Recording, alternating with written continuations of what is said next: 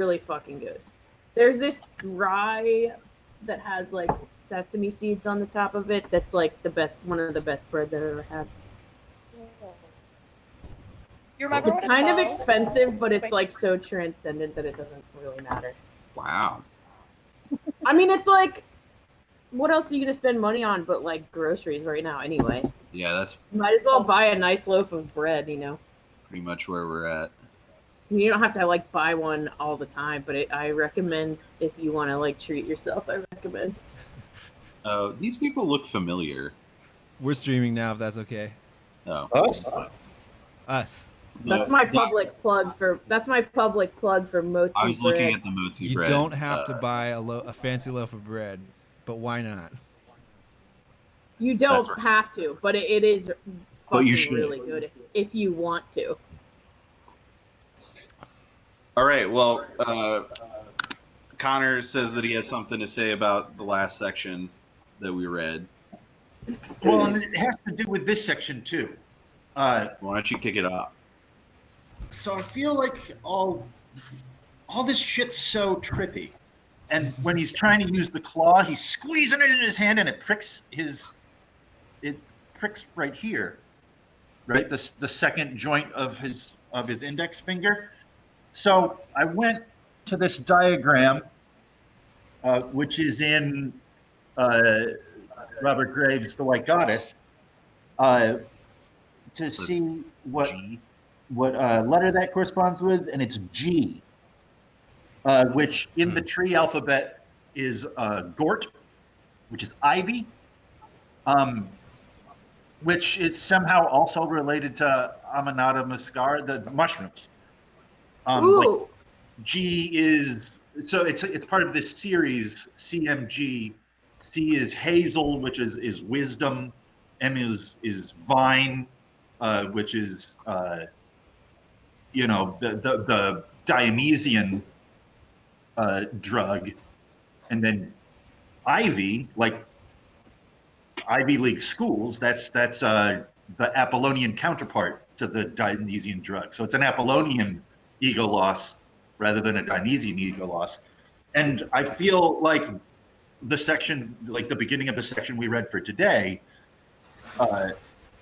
which is what I was talking about before, where I thought that Severian finds a new body, but now I don't think that's what happens.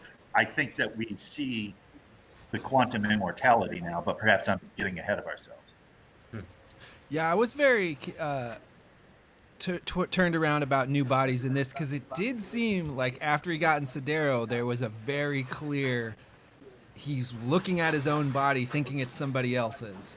And then later on we get all these clues that it's got to be the same body, because the leg's still fucked up, the cheek's still fucked up. Exactly. That's what, but like the old autarch actually tells them you gotta find another. Yeah, that to me seemed like, okay, I see what. Okay, I hear you. But I don't. So I think that Severian does die and he has to find another. But I think that what we read is actually, it's the quantum immortality thing. The what we're experiencing shifts to another Severian in the universe next door kind of situation. Yeah. Which I think the other time that we've seen that is the very first thing when Severian dies amongst the Nenephars. Right. Yeah. Right. And Juturna brings him back. It's so much like a video game. That is, I have feelings about that.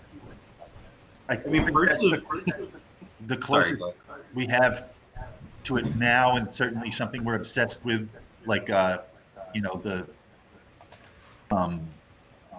was it what's that movie, Edge of Tomorrow, that whole respawning kind of thing. But I think that understanding of it is a complete lie and not at all what it's like. Go on. Because there is no universe next door. like the universe next door is the width to times length. You know, so like the Severian that we're now reading has a relationship to the Severian that we've been reading, like behind me has a relationship to in front of me, or the person I was yesterday has a relationship to the person I will be tomorrow. Cool. All right. Well, I was gonna say parts of this first part of the book feels kind of like a platformer sometimes, like hopping around on. I don't know. I guess I was just playing Super Mario 3, and like jumping around on the ship with the bullets, and sometimes that's what this first part of the book feels like. Gideon Sidero is kind of like the Tanuki suit. Yeah. A Tanuki suit that hates you. Yeah. Get Yeah. out. Well, Like the narrator. it's way more action adventure in some ways. Yeah, I realized that I miss him talking to new people. Like every conversation that's happened in the first like 15 chapters has been, except for like the 3 Hyro duels, all of his conversations have been like very brief and kind of about nothing, and he doesn't really understand what's happening during them. Well, there's a part of the section that we read today where this is the wrong book.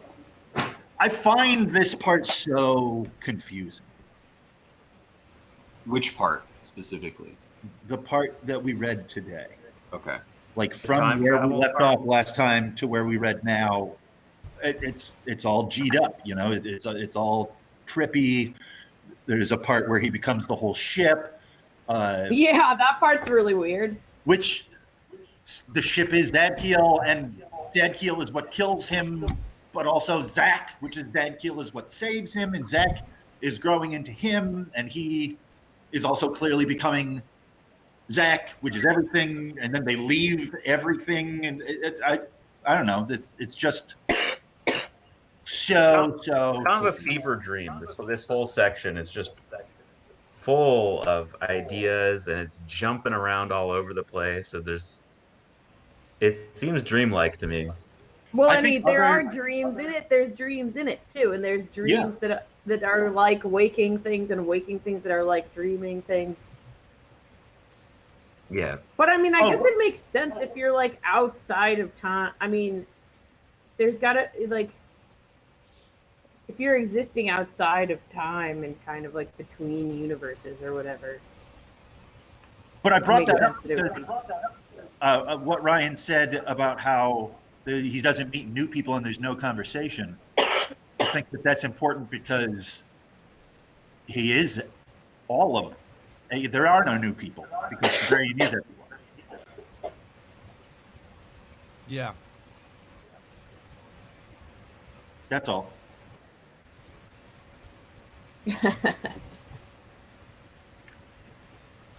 All right.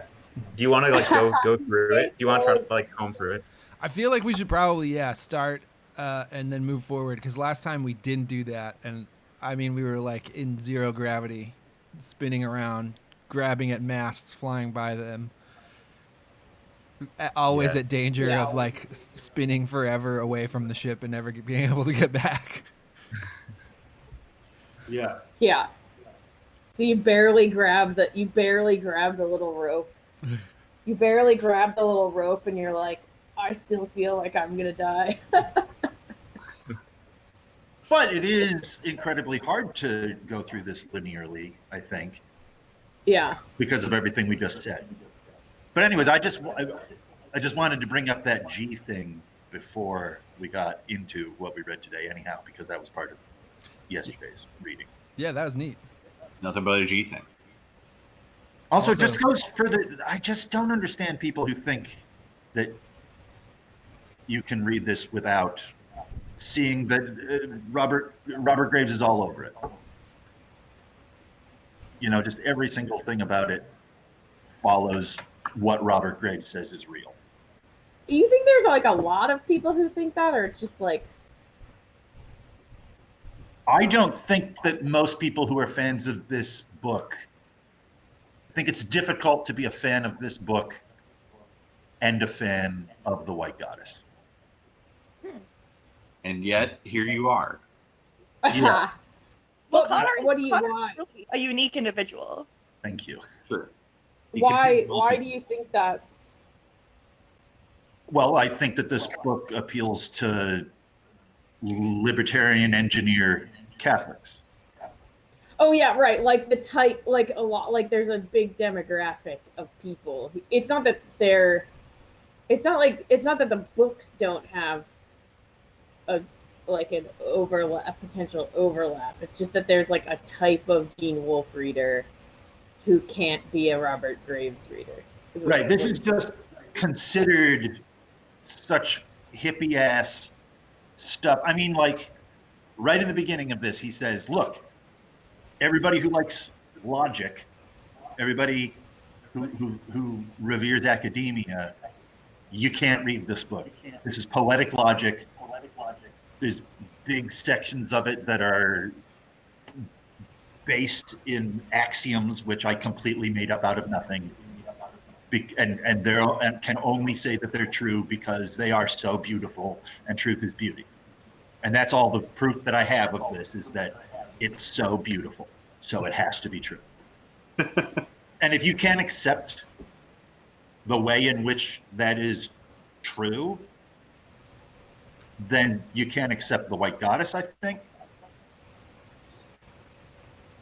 And I feel like there's so many people who would describe themselves as salt of the earth or down to earth or earthy people that just can't follow Robert Graves to the trippy ass place that he goes.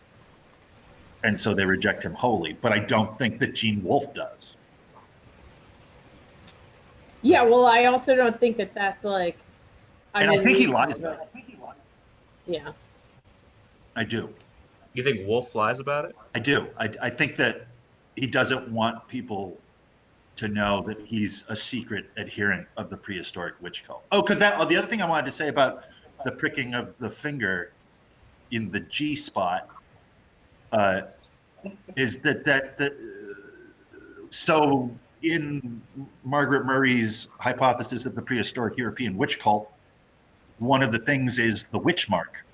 When you're being initiated and marrying Satan, that you get a tattoo of just a dot, and where on your hand that tattoo is important. You know, different covens follow different letters, and this is the G. Sperion's in the G coven, which is the Apollonian trip, which totally makes sense because that's where the hippie and the Bacchus and Apollo get married, is in the G room.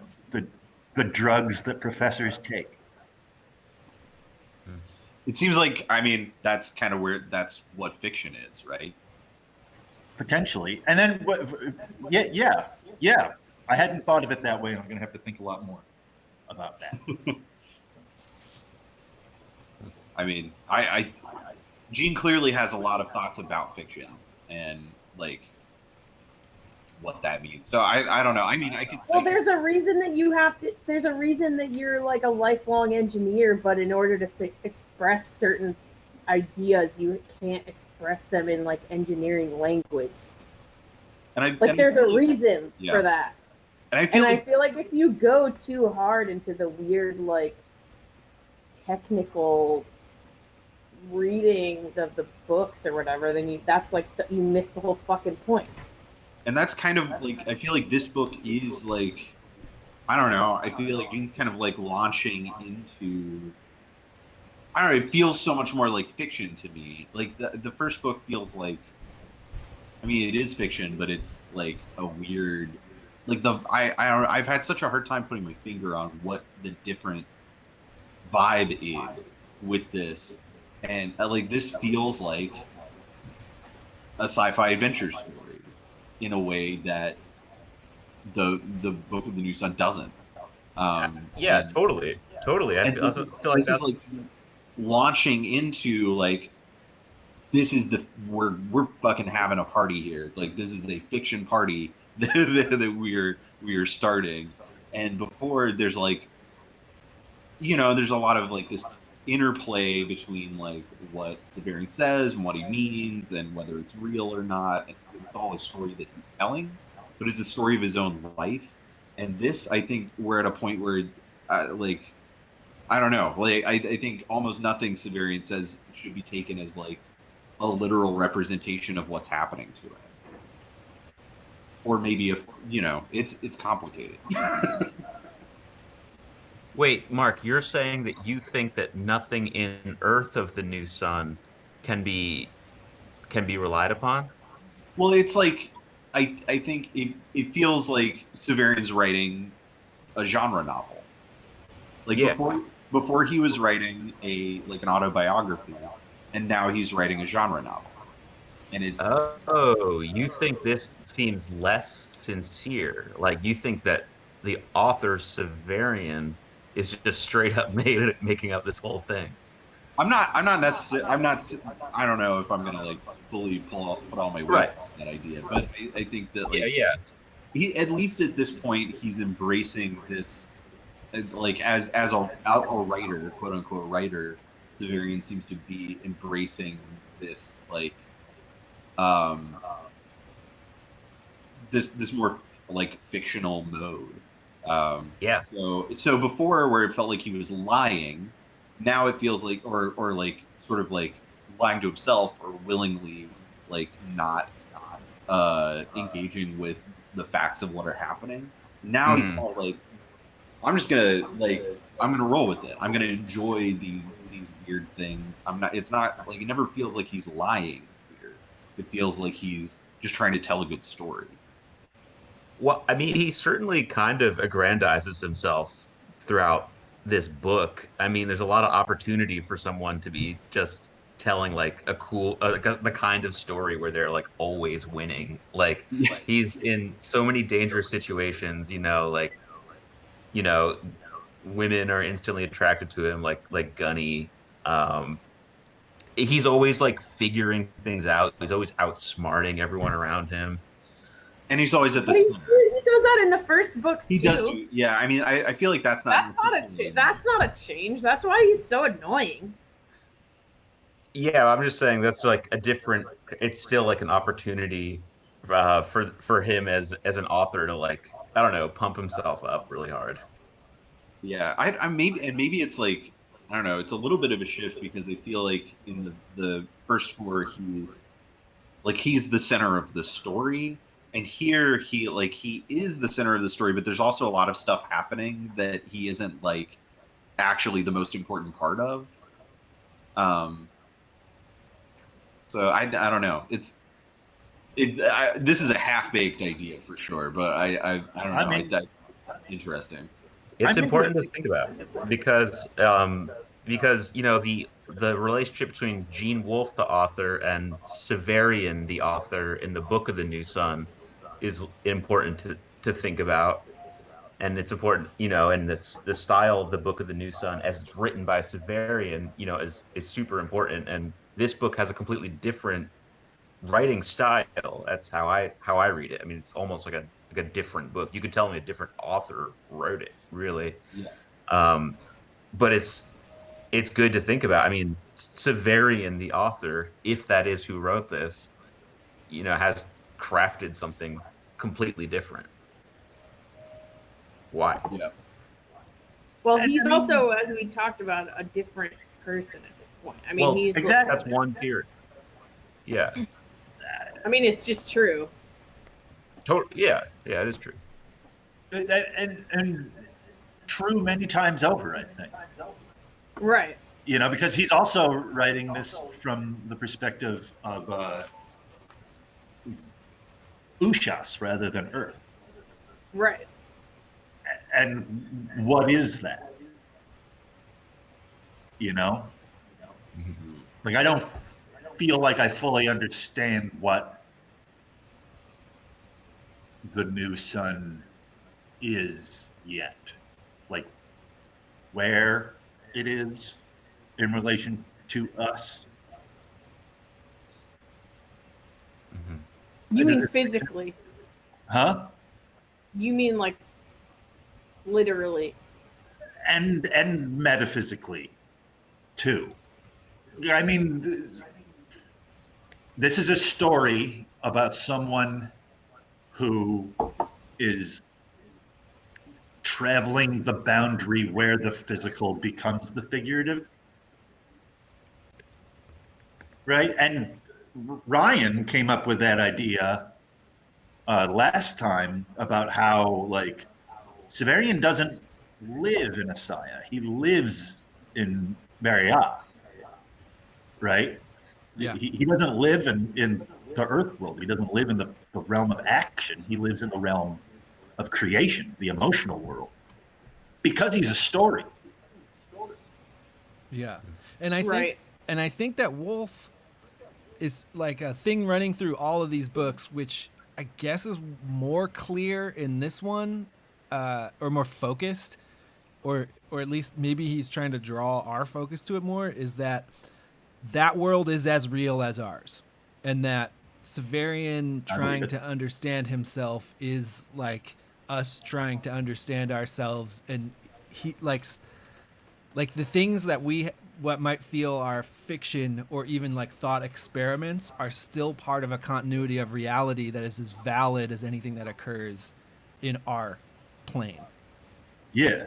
They need each other.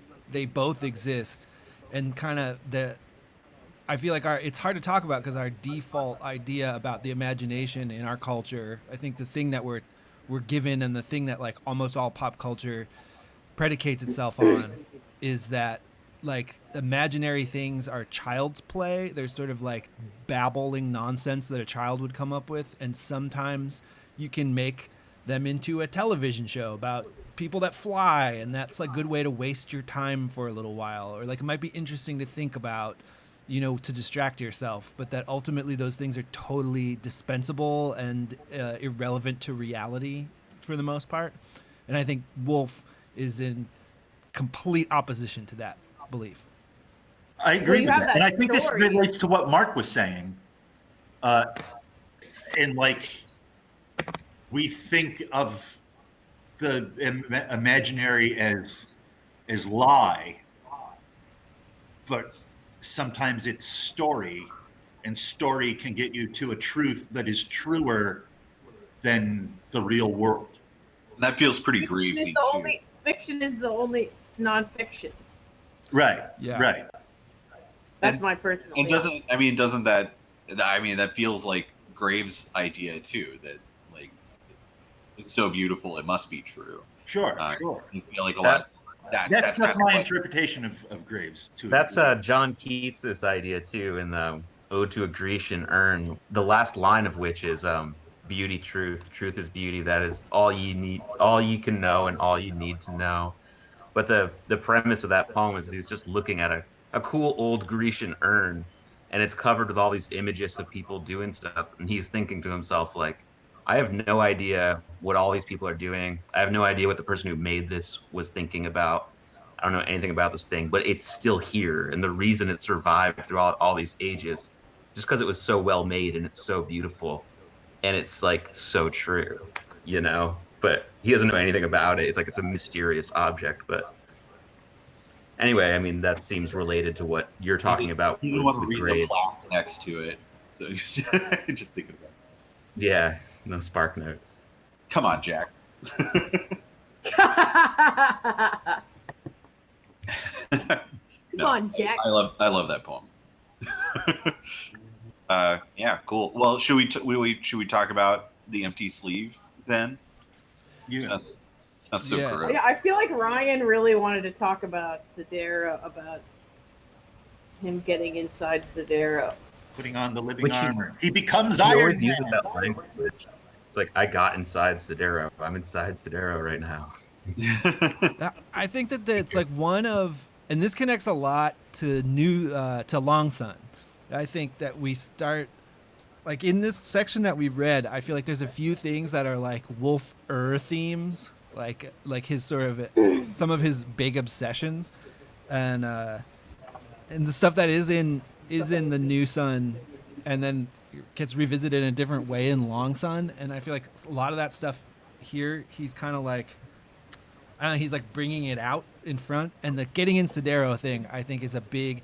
There's like such an obsession with possession and with like things being inhabiting people or people inhabiting other people, and then the way that technology interacts with that, I think, is like a big obsession with Wolf. I think Wolf believes that like people aren't entirely responsible for everything they think and do and feel, that there are external forces, and I think for the things they imagine too, like there are external things that guide and influence and even maybe cause some of the things that happen inside of a person. And then I think it's really interesting, what I presume is like the engineer side of him saying like this isn't a completely mystical idea, that like if we believe that bodies have mechanical properties and chemical properties, like there's a way for people who are total materialists to get into this like realm of thinking. Like you don't have to be you don't have to completely discount the idea of like possession or like subconscious because you're a materialist. I think he's like in these books like trying to make like little symbols or representations of the way a god might inhabit a person for people who are engineers. Like when he puts Severian inside Sidero, he's showing us a different view of Thekla being inside Severian. And whereas like Thekla goes into Severian through a chemical process, now Severian is inside of Sidero where there's like circuits and machinery are making the link. Yeah, and their thoughts are linked too. Yeah. Right, like he can hear Sidero, he can communicate with Sidero. Yeah, I love the part in that, I guess it's in chapter is it in chapter 9? Yeah, where he talks about how he can hear Sidero, but it's something like just a little bit deeper. Place. Yeah. He's like, your ear goes somewhere. It's not just like the ear turns sound into words and that's the end of the process. The ear is like takes sound waves and transmits it to something a little deeper in your brain, and that's just where Sidero's talking. Oh, I didn't interpret that way. I interpreted it in a more engineering kind of way, that he was hearing Sidero talking through transcranial conduction. That like instead of hearing Sidero through his ear, like Sidero makes his skull vibrate. Yeah. Well, I think the same thing. What I mean is that like the ear isn't the be all end all of hearing and understanding speech. That there are other steps of that process, and it's like telepathy sounds like a crazy, fantastical, magical thing, but it could also just be like you're saying, vibrating a little further down the chain. Yeah. Sidero also mentions when he's trying to fix before he gets in Sidero. Sidero mentions two other androids, Hadid and Hyro. Yeah. Could explain us to you much better. Both of those names, like Sidero, mean iron. All of the androids on this ship are named Iron, which I think is interesting. That's really Long Sunny too. Yeah. It's interesting that Wolfe like conceives of these robots as being made of metal. I feel like by the time this was written, in like the late 80s or 90s or whatever. I mean, I guess you see like in science fiction and film different versions of androids and robots. Like some are like metal with like machinery inside. Like if you like open up a part of it, you'll see like, I don't know, either gears or wires or circuits or something. And then you see more like the dude from Aliens, like the guy, it's more like a synthetic human with like just like organs and like veins with like white blood like pumping through him, but he's almost basically a human. Maybe he was stronger. There's one of those in this too, right? Yeah. Oh yeah. That's interesting, but it seems like Sidero is very much like an old school like robot. Like he's like the well, like the his Tin thing Man. is that he comes from a line of being beings that were initially like created for one purpose and then became autonomous or whatever. Yeah. Like they were Like Rock. created to augment the human body. Yeah. The exoskeletons. Gundam. Yeah. Can I like make a really quick thing about like okay, Long Sun. If Zadkiel's ship is the only ship, how does like Long Sun worlds Spoilers. fit into that? Like, is Zadkiel's ship just the only ship that can go like trans-dimensionally? Is that what they mean when they say the only ship? Because well, I guess that's never mind. I answered my own. Is it question. definitely like, not the same ship? flyers and shit. There's flyers and shit in the. Yeah, and I mean, everything else is tenders. I think is what they call them. Right. Never mind. I changed my. I never. Like mind. if you're only going between stars, your ship is small and doesn't count. Yeah. Never mind. Those are Forget boats. the question. I just had to. I had a brain moment, but it makes sense to me now. A brain moment. It's good to have A brain. brain moment. Anyway, Yeah. But I think that the getting in Sidero as this like really is a really concrete image that you can accept. You can accept that Severian would get, and it's like, and I think it's like a gateway drug. I feel like it's the gateway drug to then be able to have to accept in the next couple of books that you could download a personality into a biological body. Ryan, have you read Short Sun? Yeah. Because he takes it a step further in that, too. I think we should talk about that in the future. it's like that's like that. There's a bit here where he talks about like each continent on our world has a pattern. I would like to Yeah. talk about that Into. quote. I wrote that one down. Yeah, I think And we I should think discuss that. that is the first time we see something that Gene Wolfe becomes obsessed with later on in work. Although he mentions it in the Fifth Head of Cerberus too, which I think comes before this. The idea of colonialism and how when you colonize an area, even if you assassinate all of the Autochthonius people there, by living there, you're going to become them anyhow, or at the very least, they will kill you and become you. Yeah, what is the premise of that one last? I think it's the last story in Fifth Head of Cerberus, where like the shapeshifters on the colonized planet start to become the colonizers, but then I think they just like all end up forgetting who they were originally. Right, because they so become the colonizers that they think they are the colonizers. It makes me think of Philip K. Dick's idea about zebra. Like God is zebra.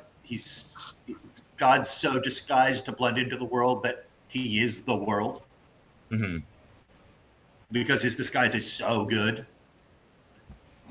You know, this is kind I of was thinking related. about that when you were talking about downloading personalities. That type of thing always gets me to that like unwritten Philip K. Dick book.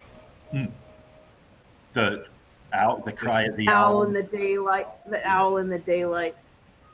Yeah. Which I think we've talked about before. Yeah, I think you talked about it a couple months ago. But yeah. Did anyone else catch on The bio page chip. 60? On what? Wait. What's the biochip, Jen? Oh, that's just the thing in the PKD story. It's like they put with the music? alien entity downloads itself into a biochip, and they put it in the Burt Bacharach type of guy. Yeah.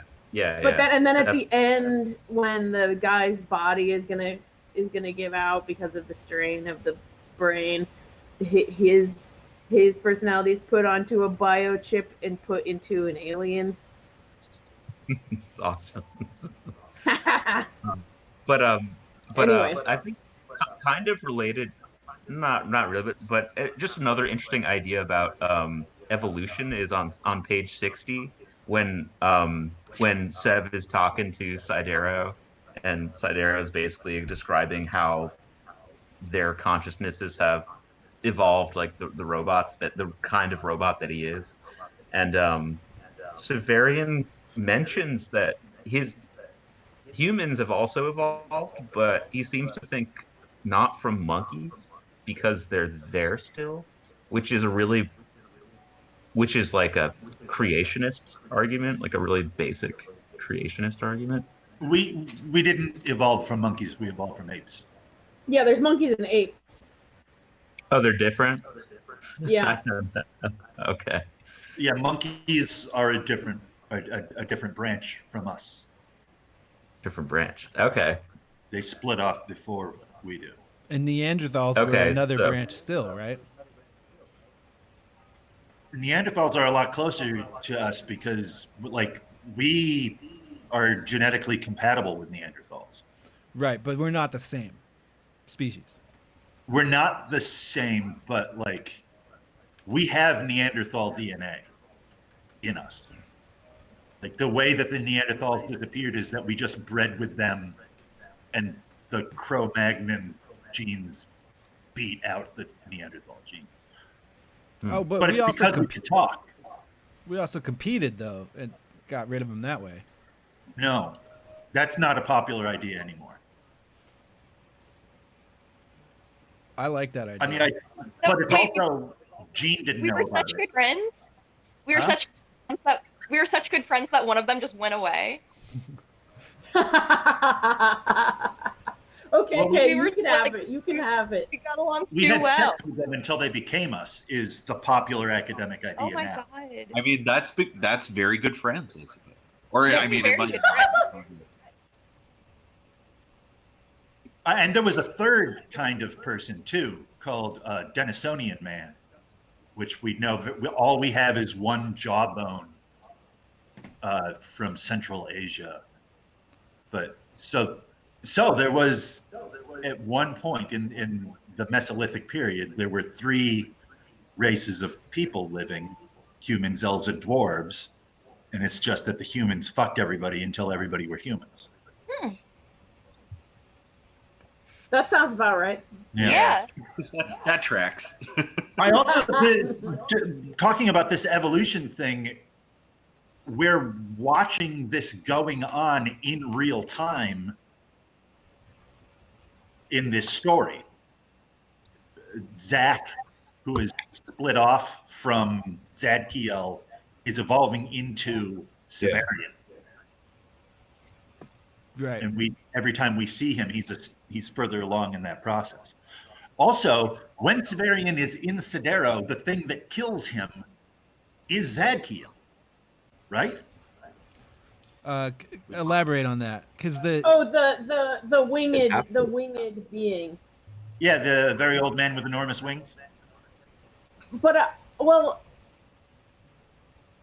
is Zadkiel are all of the apports Zadkiel? I don't know. Oh, also, Severian's kind of an apport, right?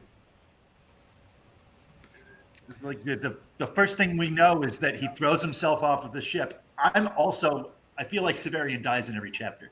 He throws himself off the ship. How does he come back? He's caught between the sails. So in a way, it could be construed that Severian is an apport. And also, Zadkiel's kind of everything, isn't he? There's part of me that thinks every time we see a new, further generation of Zadkiel, it's not physically the same thing. Like, the little ball is not actually the same thing as the Pika with the almost clothes is not the same thing as the dwarf that can't speak. Like, because Zadkiel can shoot off its finger, which grows into a new thing, I think those are just attempts to be more and more like what Severian is. A learning, if you will. Ooh, kitty cat. Yeah. Sorry. That was a close up on a cat. So, well, I mean, I guess there's always like this break between the things. Yeah. Zach keeps coming back. We don't, and the timing is strange too. Like, where is Zach just like going in around a corner, changing his form and coming back? I feel like it's just as plausible that we're seeing a whole new thing with a continuity of consciousness, but different bodies. Yeah, I feel like Zach is he leaves and then is reabsorbed into the mother body, and they shoot off another one that's closer. There's to what- iteration. Yeah. I mean, we don't see him morph or anything, so I guess that Right. that makes as much sense.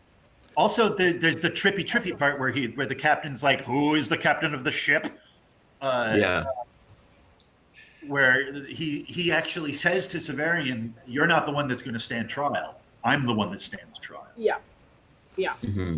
Which now makes me feel like, okay, so, and that truly happens. He takes Severian's place, and Severian, Yeah. like later on, beyond where we had to read today, is when we get to the trial, they say, okay, Severian, come forward, and Zach is the one who steps forward, and Zach is the one that's on trial, and it makes me wonder if at some point that is the actual Severian that we had been following, and Severian is a different Severian now.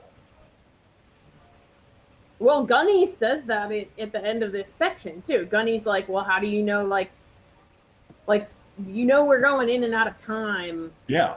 Like, how do you know that's not one of your like predecessors or whatever, or like one of your successors?" But then, but it's like at the same time, like, how do you know that's not just like you later, Mm-hmm. or you before, or you just from some other like point. Yeah.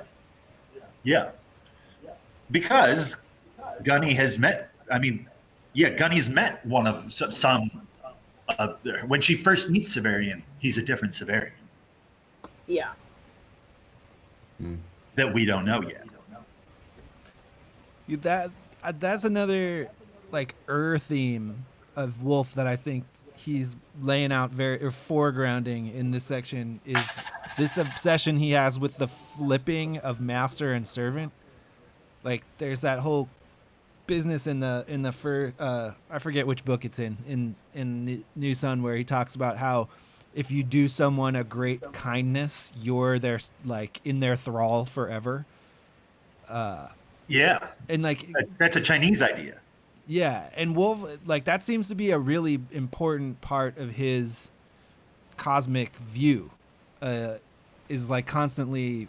And then I mean Talos and Baldanders I feel like are a very solid example too of it, and it happens here in that whole. I guess it's page 78. It's skipping ahead a little bit, but that whole little weird dream he has where Zadkiel talks to him, and the idea of master and servant are like flip-flopped several times, and I feel like the way he comes out of that dream is so interesting. He's calling Zadkiel master, but then he's woken up by Zach saying master, and he's like, "Oh, I must have been talking out loud for you to say that to me." I really loved that. That part is amazing. And that iteration of Zach can only say what Severian's already said, which is a foreshadowing of the awesome bird from Long Sun. Oh yeah, Oreb. Oreb is one of my favorite fucking WOLFE characters. Yeah. I forgot about that. I can't wait to reread Long Sun. Oreb is so cool, and you can I feel like you can see Oreb born on 78 and 79 with like Totally. Master and Zach talk. Like, that's exactly how Oreb works.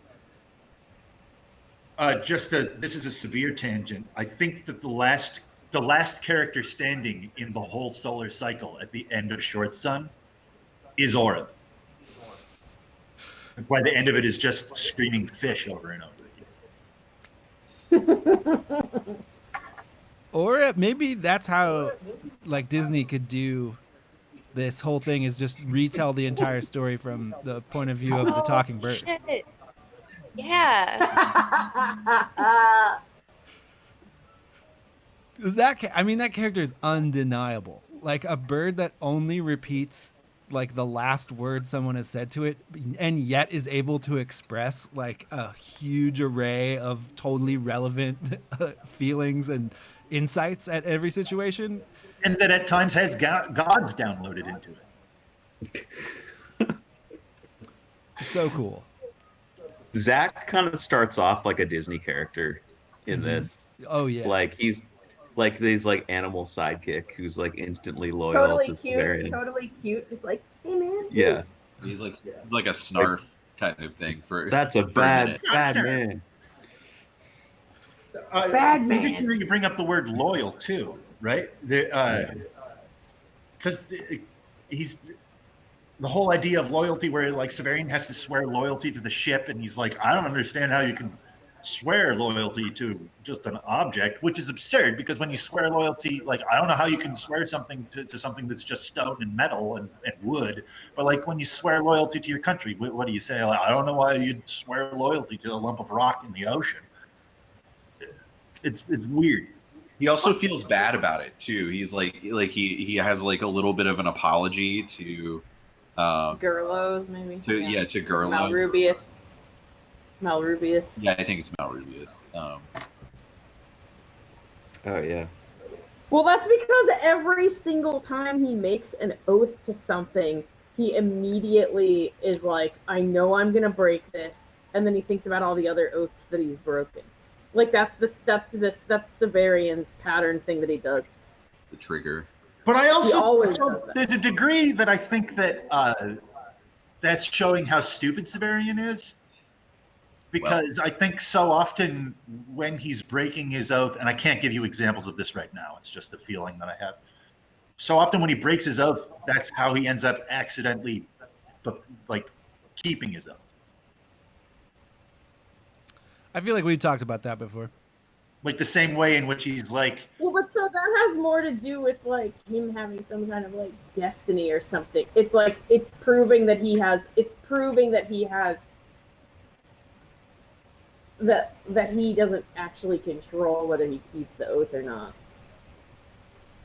Because there's more Severians than are dreamed of in your philosophy, Severian. Right? Like, the Severian that Severian thinks he is not the real Severian, which is all the Severians. Which is true of every one of us. True. And this is a hard thing to talk about, and getting harder. Why do you think it's getting harder? Because I guess, like I see this group in the kind of discussions we have as being like against the grain. And I think a part of what like what you're talking about, where WOLFE is secretly an adherent of the witch cult, but he's got to keep it kind of secret. Yeah. I feel like that's the general state of a person in our culture, is that like, if you want to be able to change other people's minds and perhaps bring them around to your way of thinking, you can't be earnest about things like, multiple timelines, or the breadth of time or the breadth of existence. Like you can't be earnest about that stuff. That's interesting. That's why I think it's getting harder, in that like the truth is becoming more and more to mean facts or measurements, and less to mean beauty. And in fact, beauty is, I feel like, more and more becoming like a red flag for people as to be not the truth. I think that our culture is painting itself into a corner with this stuff, like doubling down. What? I so agree with what you're saying, and at the same time disagree. In that, like, I mean, in the life that I'm leading, I think that that you're 100% right. So much so that I feel trapped and in prison. However, the fictions that we're making right now are the exact opposite of that. From Lost to more recently Devs, like, we're looking sideways in time all the time now. We're looking at the universes next door. We're figuring out that it's not a discrete parallel universe that you can physically, that exists in another physics. Like, we're figuring out the magic of parallel realities and how there is a right and left to time. The I other think, side, I think both trajectories are happening at the same time. I think both Yeah. trajectories are happening at the same time. And Yeah. might need to be in order to happen at all. yeah, the movement is right and left, not not you can't just go one way. You can't like row the boat forward without hitting both sides, kind of thing.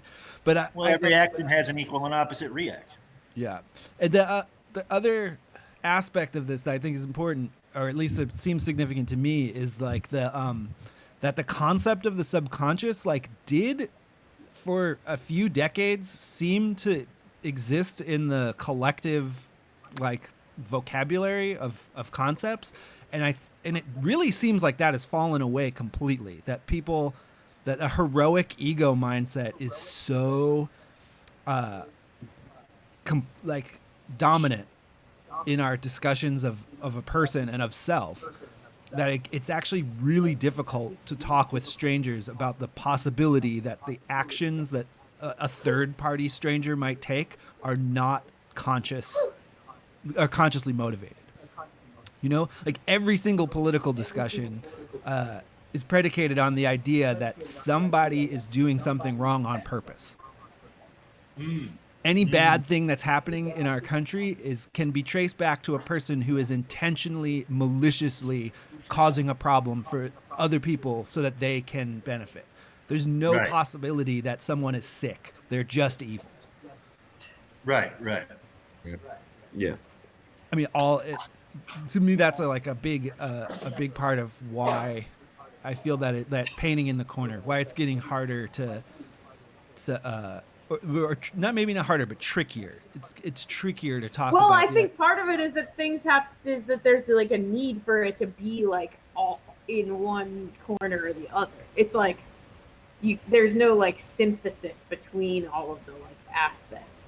Yeah. Between the technical and the spiritual or whatever, or between there's everything is polarized and there's no synthesis ever.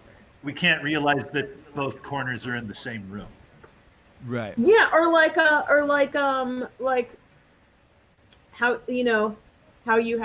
how Erebus and Abaya and the Hyrule, everybody's kind of swirling around in the same shit. Right. It's not separate weird thing. That's not really separate factions. Yeah.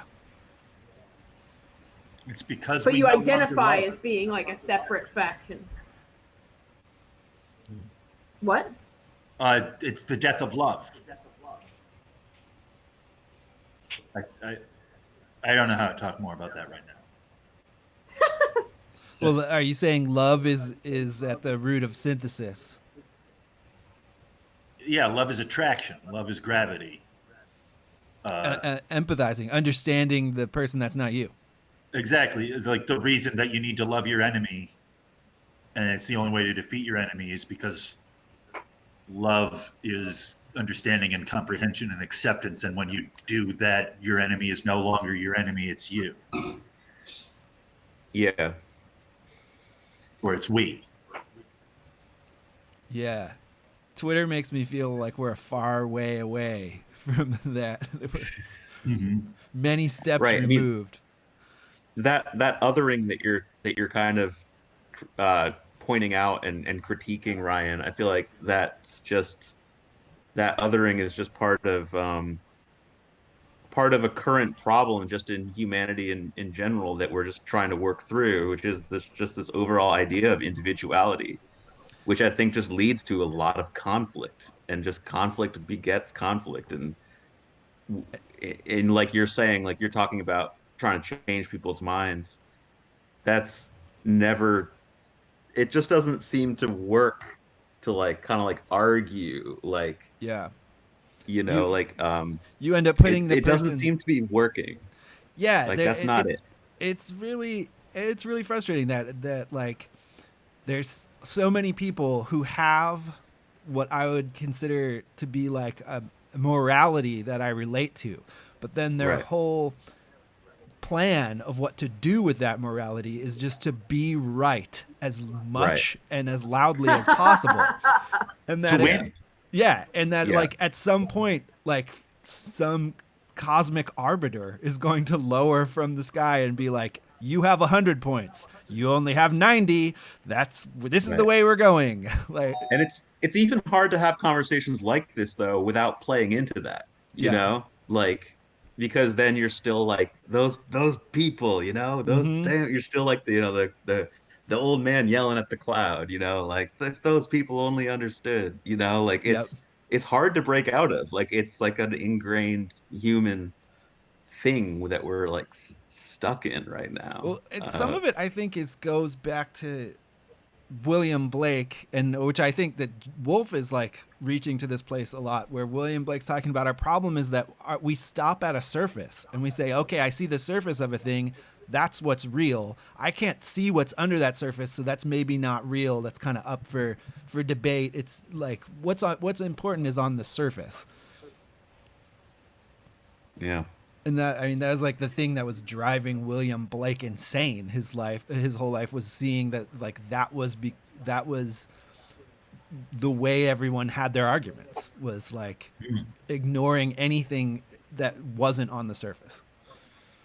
Yeah, Oh, I definitely feel like that's what's going on. And this is a quick plug for Ronsky Reads, because Aaron just posted a video of him reading a William Blake poem on the channel, I think yesterday. On a different Ronsky channel. Reads He started is his a own thing. channel. Oh, really? It's not on MTTV? I didn't It's realize. not on MTTV. He started a competing network. That's okay. That relates to the conversation that we're having. That's wonderful and good and necessary. Yeah, I didn't realize that. That's very funny. Well, check out Ronsky Read. Or don't. It's not. Yeah, I mean, it's not competing. Like, what are you competing for? Clicks. It's all about clicks. Points. A cosmic arbiter Dude, is you're going to taking descend. valuable clicks from me. You're taking valuable clicks from me. We need 100 We're subscribers. never gonna get. We're never gonna get the Pringles sponsorship. All I want is We an need intelligible we need a URL. Steakum sponsorship. Oh, steakums. We're never gonna get the Pringles sponsorship now. Oh dear. Well, he only has 5 subscribers, and we have like 93. So Imagine if we had Poor 98. people.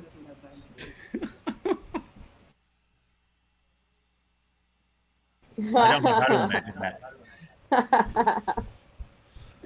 My counting only goes up as high as 93. you're missing out, man. After that, I stop. 96 pretty dope. Did you ever see that Wonder Shows an episode where they do horse apples and the guy's like, I can only count to 2. 1, 2. Numbers don't go no higher than that. There's a really good state sketch where there's like some Italian, like Guido gangster guys that are arguing about what the high. Oh no, is that Mr. Show? Oh, I Mr. know what you're Shows? talking about. Yeah, they're talking about which number is I the think highest it's number. Mr. Show. Yeah, Man, yeah, that is really, that's Mr. I've Show. been really meaning to. I've really been meaning to dip back into Mr. Show during this whole period, but I haven't done it yet. I showed Madison the story of Everest the other day. Oh yeah. Oh my god, that's so funny. I love that. Wait, which So one? good. The story of Everest. The one where he keeps knocking the thimbles over or whatever they are, the thimble collection. Yeah. Like So like funny. shelves with like some kind of figurines or thimbles. It's or like I remember it being like a thimble collection. Yeah. It is. It's his mother's thimble collection. He's like telling the story of climbing Everest or whatever, and every time he starts it, and then he gets to this point where there's like, I don't even, it's like a gale of wind or something, and he falls into the thimble collection and knocks it off the wall, and then they get it back up, and then he starts over again, and it just like keeps happening. That sounds very Um, satisfying. If, Like if real all life. y'all, if you like that stuff, one show a lot of people haven't seen is the Stella show that they did on Comedy Central for one season. Oh, I I remember recommend I recommend checking it out. It's really funny. Wait, which one? Michael Showalter tried to promote that on the Ed Schrader show, but I just draped myself over him and groaned the whole time. I remember hearing about Michael Showalter being on the Ed Schrader show. Yeah, I remember hearing about it too. I wasn't conscious for it. Hi. Hey, Madison. Hey man, Jordan, what's your address? I need your address so I can drop off your mask. that. Don't put it up. Don't say it on the internet. Oh, right. Shit. send Fuck. it. Text it to my phone. Yeah. Or DM me. Do you want to see Please his don't mask? say your address on the internet. Oh, I'll also, whoa. Yeah, it's got sexual man bodies. Yes. I'll also give you a copy of the newsletter me and Connor made like 7 years ago because it's funny. Okay, I'm gonna run around and drop them off. So, I'll put it. Yeah, I'll let you know. hey fam, really quickly, if you need these boys, I'll make them for you. They don't all have half-naked men on them. Yeah, I can make them with slutty mans on them, but I can also make them without that. I'd like So- one. Yeah, what flavor? Can or I it have just- wizard symbols on it? What? Can it What's have wizard? wizard symbols? I'll have to just draw them on. Yeah, all right. Just a symbol for wizard. The symbol for wizard. Okay. Wolfer Wizard. You know it. I'm good. This is a cool challenge. Okay. Only you know the symbol for wizard. I have a mask maker in my house. She's standing right there. Oh, hi. Mask maker, mask Yeah, there's a maker. math Mine looks like math this. in my house too. Mine looks like this. Yeah, I'm using the same shape. I recommend this. This is a good shape. It's a good Yeah, I think they're real comfy. Well, good. I'm gonna go put these in a bucket and then drag them around. Oh no! shape. Looked over a bag. Oh, I really liked that. Is she okay? She's fine. I'm sorry this I is a laughed good at someone falling down. It's just that She falling down didn't. is a much she funnier didn't joke fall. when you only hear it. See, we Maybe just this have, is a good time for me to pee. I'm gonna take a break for 1 second. we have these IKEA bags that we use for laundry that are on the floor right now. She stumbled through them.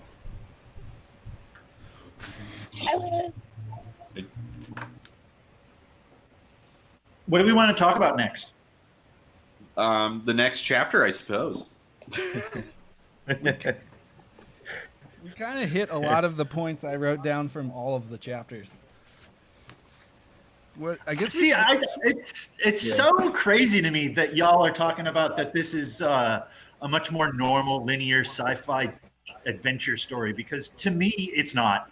To me, like, this is a total mushroom drug trip. It's more tangled and confusing than the Illuminatus trilogy or Valis. Like, this is nutso. I don't think that it necessarily is a more straightforward genre story, but it feels more like a straightforward genre story. It presents like It that. just doesn't feel like that to me.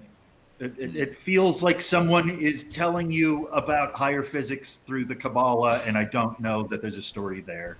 And if it is, it's just the Bible. It might just be the section 2, Connor. Hmm.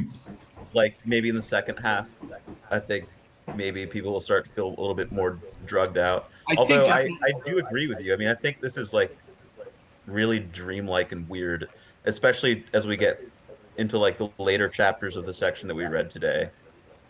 Yeah, once you get towards Yasad, like that's really when like shit starts getting. That's when things start popping off, and all the fighting is bizarre. We were not supposed to read the chapter named Yasad, right? yeah, I think we're reading through that, right? That was Yeah. the last one that I thought we were reading. Yeah. Oh, I read that one. Yeah. I don't know that I read it. That's okay. Oh no, I read it. It's Really just good yeah, reading. it's just I him didn't read the epitome. him floating around, crawling on the ship, and then seeing them. It ends with him seeing them leading Zadkiel, out to to trial. It ends with a great song, Yes. which I have been singing all morning. Sing it. Away, made away, we'll dig no more today, for we signed aboard on a long, long trip to the end of the sky on a big, big ship, but we won't come back till her sails rip. No, we won't come back at all. Very good. That's awesome. I really like sea shanties. For a while, when I was into punk rock, I wanted to start a new genre of sea shanty core. I think Sure. that's it. In I like really could 2002, imagine you. that would've I gone really could really well. imagine you and Adam doing that. I really could imagine you and Adam doing that. This is prior to me knowing Adam. This was when my bandmate was called Josh Grossvent. I'm just saying I could imagine you and Adam doing that. Fair enough. I could imagine it being very successful. Well, I no longer like punk rock. I can imagine it being very successful in like 2003. Yeah, that's Yeah. when I was thinking it. Yeah. Kind of like around the time that rockabilly got really popular again. Or like Yeah, people were gypsy really into punk. pirates for a minute. Like, Pirates of the Caribbean came out, and there's the whole Pirates versus Ninjas Steampunk, thing. steampunk, rockabilly, pirates. People out in the country still Early love all that 2000s. shit that you're talking about. County people love pirate stuff. They love rockabilly. That's They love like weird Rocket to roaring Venus. 20s shit. They love to hang out at Rocket to Venus. Yeah. there's the whole like pirate crew, right? For the like Fells Point pirate crew. Pirates hang out in cruise. Yeah. Yeah, Are you there's talking about the like? There's a boat that tourists can go drink on where actors are. It's kind of like medieval times, but for pirates. Yeah, that's the thing. yeah, that Sarah boat Fask pays used to people teach like us. $9 You an hour guys, to work Sarah on. Fask used to teach this yoga class down there in Fells Point on Friday nights. It was like a 7:00 Friday night class, and at the very end, when you would be like laying silently in shavasana, that boat would always come in during that time, and that the studio was like right on the water, and the windows would always be open because it was like all hot, and they would always be playing. They would come in, and they would always be playing some Queen song. I can't remember if it's like "We Will Rock You" or something. I can't remember what Queen song it was, but they would be playing a Queen song really loud, and they're all like yelling like pirates, all these like weird Chad bros.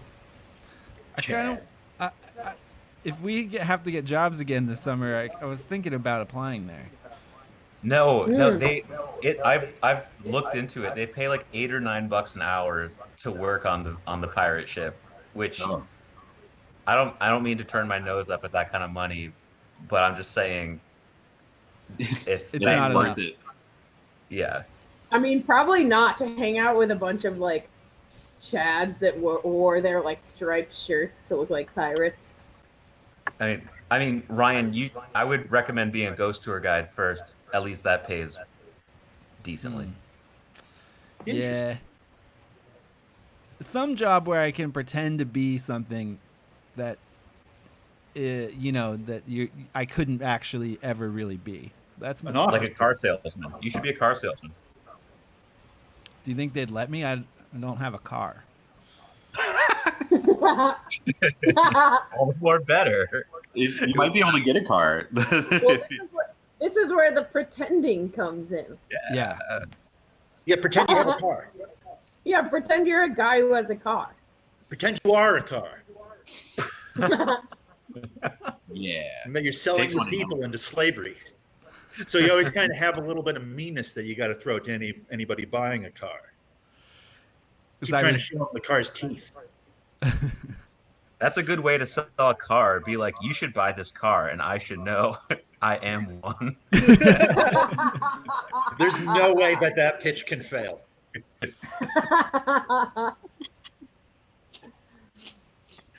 I'm a car and I love this car. It's my wife. Buy my wife. Buy my wife, please. Buy my wife, Please please. buy my wife. Take I my wife. really could use the money. And I could really lose the wife. Sold. Sold. Take my money. All right. Is there any? What else has happened in this passage? Oh, it's kind of funny. Oh, I like this part where he talks about where Gunny talks about how, some of the jibers. Yeah. They're talking about the jibers, and she says some people say too that some jibers are taken on board with the cargo, that they're criminals who want to get away from their homeworlds and have stowed aboard that way, or that they're only animals on their world and have been in their worlds and have been shipped as live cargo, though they're people like us. We'd only be animals on those worlds. That's what I think. That section is cool. Yeah. Yeah. I think that's a really interesting. The jibers are cool in general. There's just like this sub-society of like derelicts just like hanging out on the ship, running around, causing trouble. But I don't understand like why there's the conflict between the jibers and the sailors. Like, why are they constantly at war? Well, sailors sail a ship, making it go where they intend it to go, and jibers jibe the ship, making it move erratically. Are they trying to take it over? Yeah. Well, they're trying to make it lose control. I feel like the jibers are inherently nihilistic. Yeah. Well, yeah, because they're trying to like take all they're trying to like knock all the sails down, right? I mean, it's like Yeah, they shoot the sails down. yeah. Is they that also nihilism? what? Is that really nihilism? Is there a difference between nihilism and then maybe trying to take control away from people who are trying to exert control and just get it somewhere else? Is that the same as nihilism? I think that's a very complex question. Yeah, that's why I'm asking it. It's nihilism from the point of view of the people who are caught up in the control.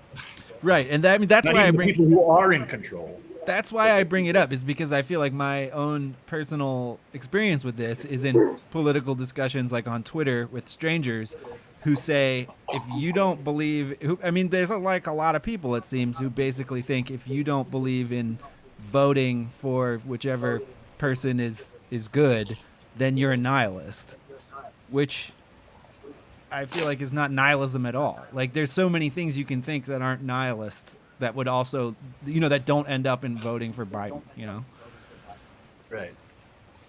But from the point of view of people who are like, feel that there needs to be control, and it needs to be control in the model that is currently available on, television news, it's like their idea of nihilism to me encompasses a lot of things that are not nihilistic at all.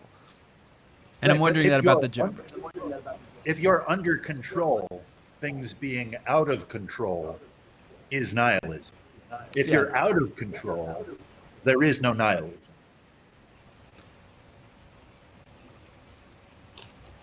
I think. I that makes sense. Yeah. It's an important. I feel like it's important because like nihilism is one of those things. Once somebody calls you a nihilist, Right. There's no coming back from it. Yeah. Yeah, it's a word that gets like thrown around as a to criticize people. Yeah, complex ideas about stuff. Yeah. Like, oh, you don't believe in what I believe in, you're a nihilist. If you Or you can't don't believe in believe something what that I it's can identify, then you must believe in nothing. Yeah. Yeah. I guess if you believe that the thing you believe in is the only thing that is allowable, then everything else. Then everything else is nihilism. I'd like to talk about faith for a second. And these are thoughts that are only half formed. Where I feel like in the past, if you didn't have faith, that was nihilistic because faith drove the world. But now that faith is considered by the establishment to be evil, that like if you just are making a leap of faith, that's nihilistic. Because you can't just trust in the Lord.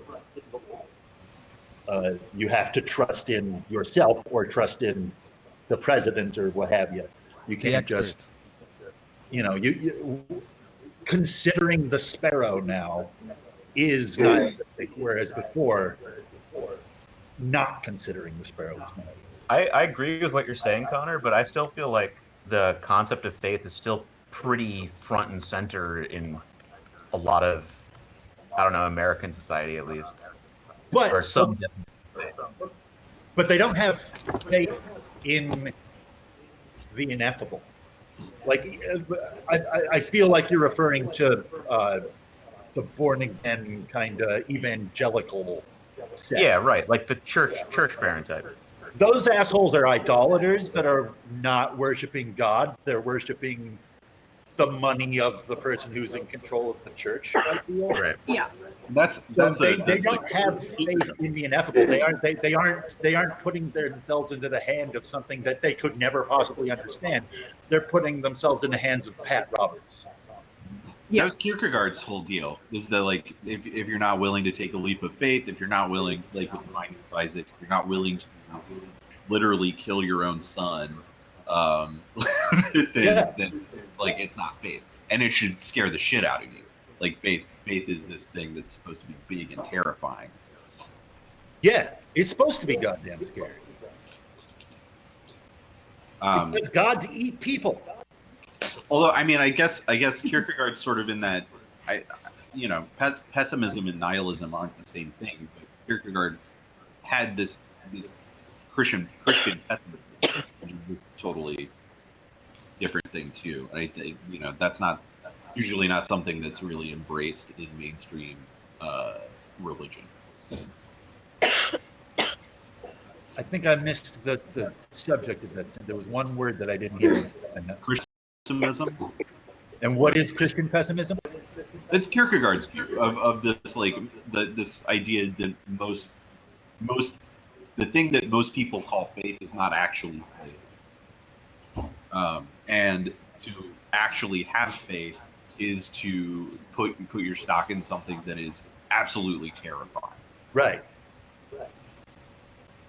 The yawning maw of chaos. Not the thing that people call faith is just rules.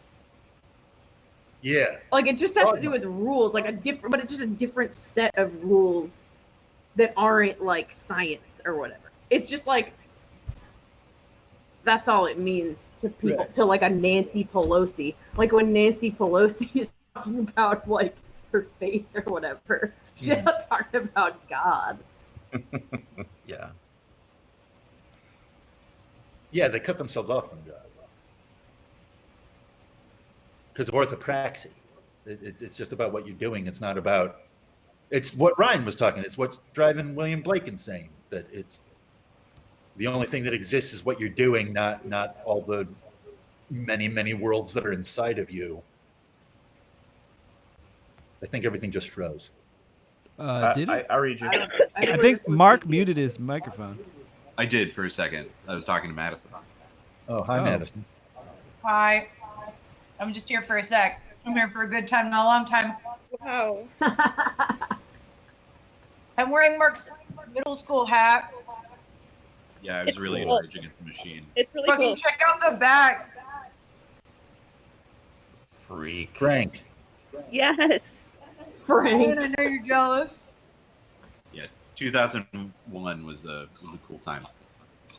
Definitely. Well, it's good that you're wearing it because we already determined earlier in this session that Mark can't wear hats anymore. That's right. I can't wear His this. hair's too big.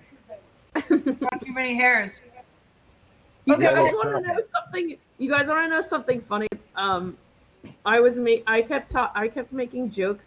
Kenny and I have been like spending a lot of time. This is a total non sequitur. Kenny and I have been spending a lot of time looking for morels in the woods, and I kept this the other day. I kept making jokes about Tom Morello, and then we watched our nightly episode of Voyager that night, and Tom Morello made a cameo on the episode. What? And I was like, "It's not Tom Morello! It's Tom Morello!" Oh my god. It was So so random. funny. Tom Morello is a part of the Star Trek extended cinematic universe. I was talking about him during the day because we were looking for mushrooms, and then that night he showed up on the episode. in Star Trek. That's crazy. For like 20 seconds. Because they were Did you like verify it, Tim? they were like down on. I mean, it was him. You can look it up if you want, but I know it was him. But yeah, they were going down onto some deck, some obscure deck that they never go to, and like Janeway walks off of the turbo lift, and Tom Morello pops out, and he's like, "Captain on deck," and that's the whole thing. And he like gives her directions to the room she's looking for, and then that's it. Wow. Anyway, Like a show of those people. of like all the like other like people on the ships. Yeah, the lower decks. Oh yeah. I don't know. Like, this is a show just about the people who scrape the paint off and then repaint the ship. No, somebody did try to make that. That kind of episode was particularly about like people who had kind of slipped between the cracks in the ship. Like people who would have not made it past the first year, but since they're lost in the Delta Quadrant, they're just like still there. Jibers.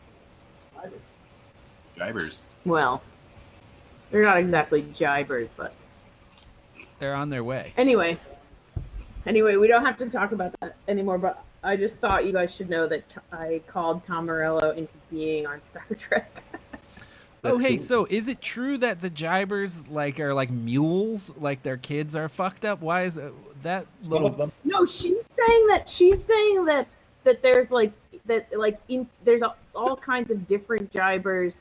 There's groups of them. There's like single ones. There's groups of them. There's groups of them that are from different worlds, and then like there's groups that are amalgamated out of different groups, and that like there's interspecies.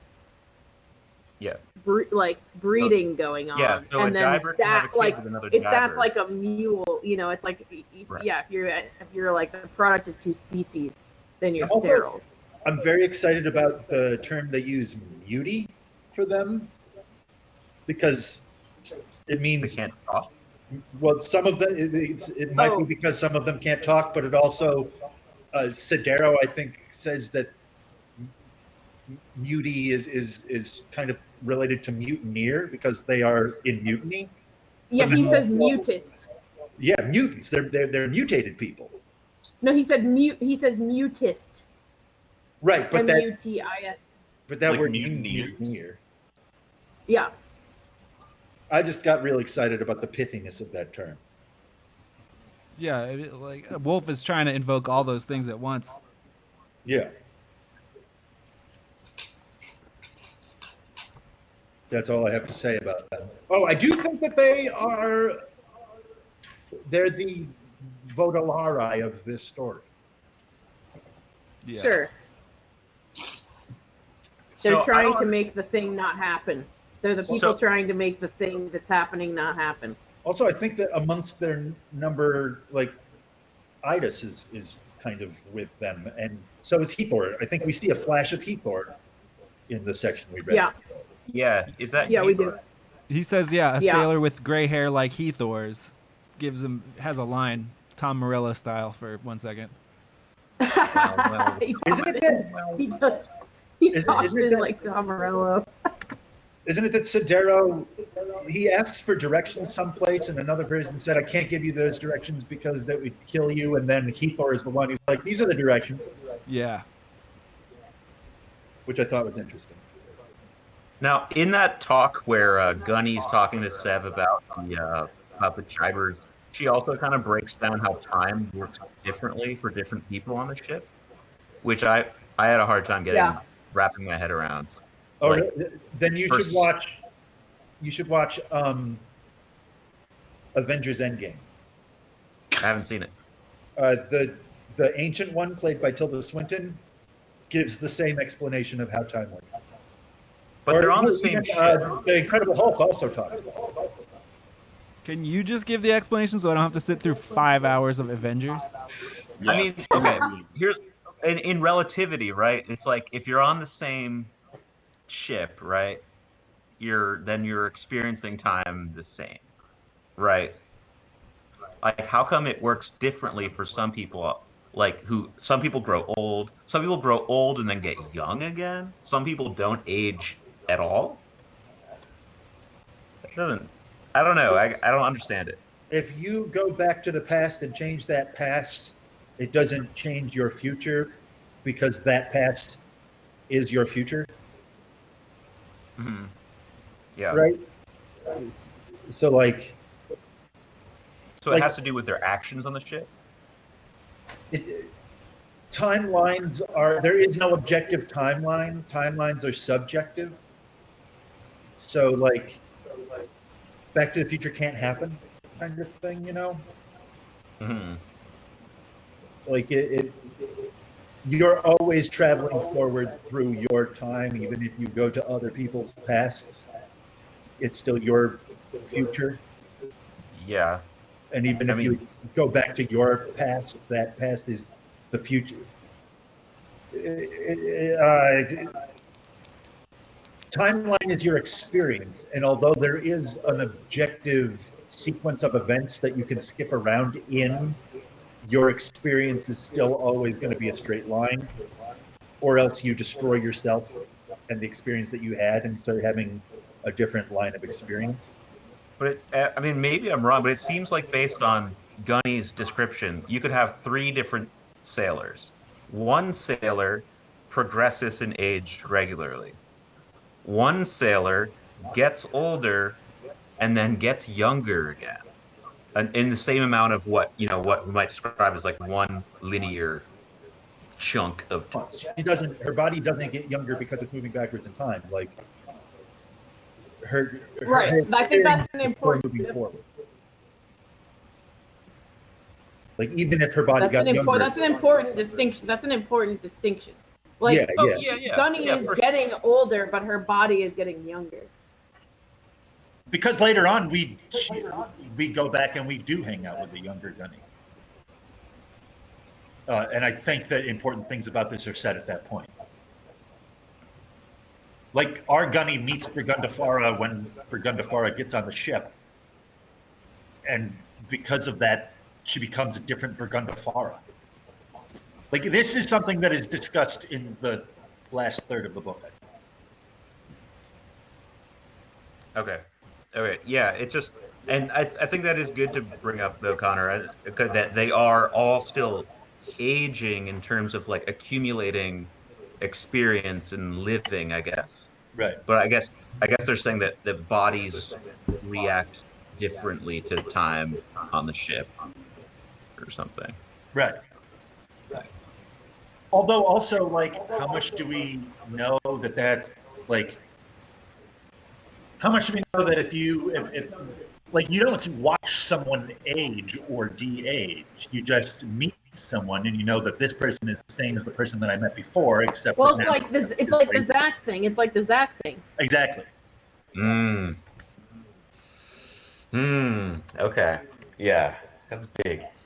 And beyond that, like, every time that Severian goes to sleep in this section and then wakes up, I now think that it's a completely different person. Right. Like the Severians aren't all the same Severian in one way, although all Severians are the same Severian in another. I guess it would have to depend on who was interacting with that individual too, right? Because if you're interacting with someone, they might be, I don't know, meeting you from a different timeline, but they're still on another timeline where they are aging or something. I don't know. I can't. I don't know. Forget it. Forget what I'm talking about. Well, I want to say one more thing to you about that to watch what happens to you. Okay. I'm dying. I kind of think that you are living this way, that this is what's actually happening to us all the time.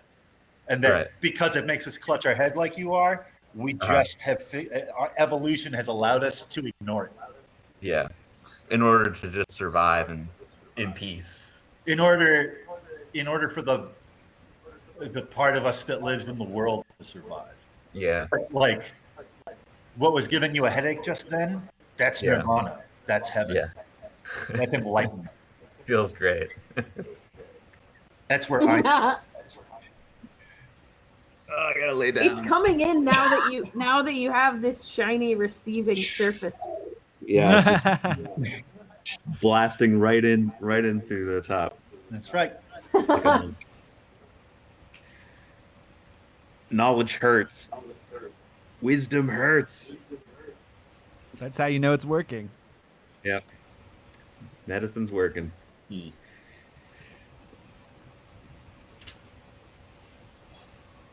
The whole now business. I've gone off on a tangent about how well.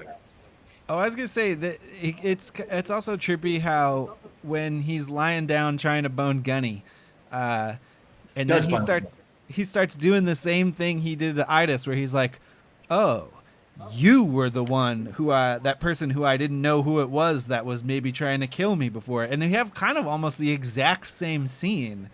Yeah. Yeah.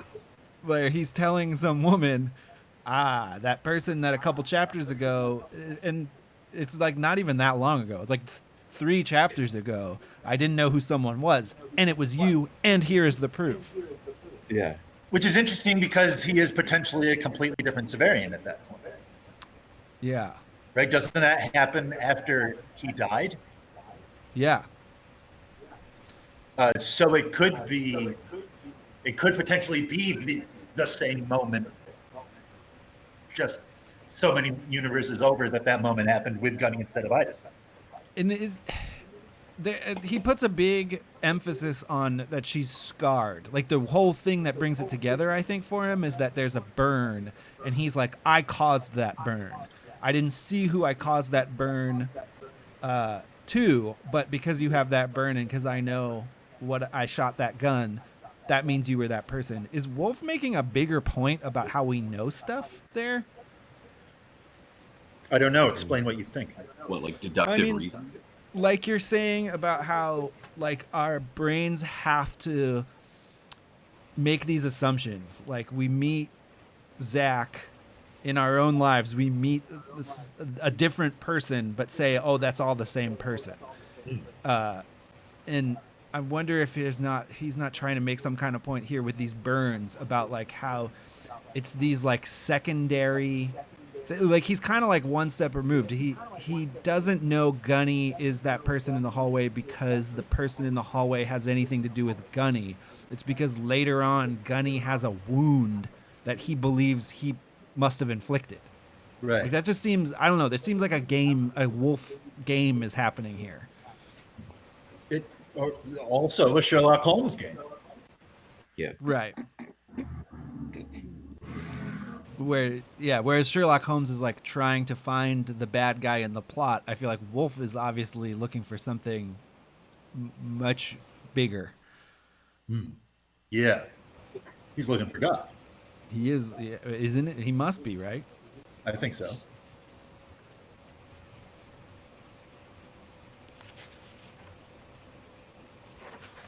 And What it's happens interesting. next?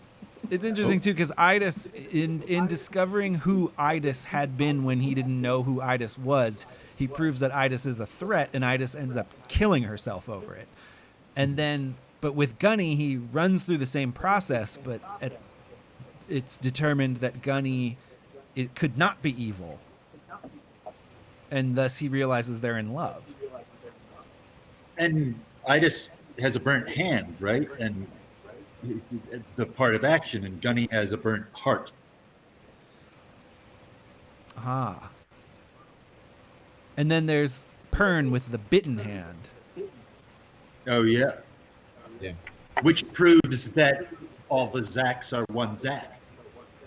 Yeah. Well, although Zach does, isn't that when he articulates that, Zach runs away. Right, but also agrees. Right, but he does lose contact with God at the point that he's like, I got the puzzle and I put it together and I figured out you, and then God's like, peace, I'm out of here. Right. You're not like I feel like there's a I mean, WOLFE seems to be making a comment there about how you drive God away. By being fucking Mark Aramini. Exactly. Yeah, anytime you understand God, then that's no longer all of God. Right. God has Every no. time you get every time you achieve the quest, you find out that that quest was the first step of the larger quest. All endings are the House of Elrond, and you can never actually get to Mount Doom because when you get there, you find out that it's just a bigger House of Elrond. But it's not homely. Isn't that what? Isn't it that Elrond has the last homely house? Something like that? Oh, I don't remember that part. I never got to. Truth to be told, I didn't read to the end of Lord of the Rings. Ever? No, it's so boring. It is pretty Yeah, it's too boring. It's so boring. The Hobbit is a blast. I reread The Hobbit every couple of years, but Lord of the Rings, I got through like one time. I'm like, I'm good. Yeah, I think I read up to like the second half of the third book and then just went to the appendices. I gotta say that surprises me, Connor. I feel like it would be up your alley. I like reading about why he wrote the Lord of the Rings. Yeah. But the Lord of the Rings themselves is atrociously boring. Why did he write the Lord of the Rings? That's boring. He made up a cool language and he wanted to figure out how that language would have come into being. Ooh. Yeah, like I feel like you'd be into the Silmarillion, maybe. I'm totally into the Silmarillion. Yeah.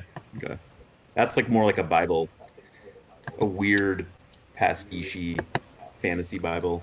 Well, I've also mostly read the Silmarillion with the idea of trying to adapt it into an opera.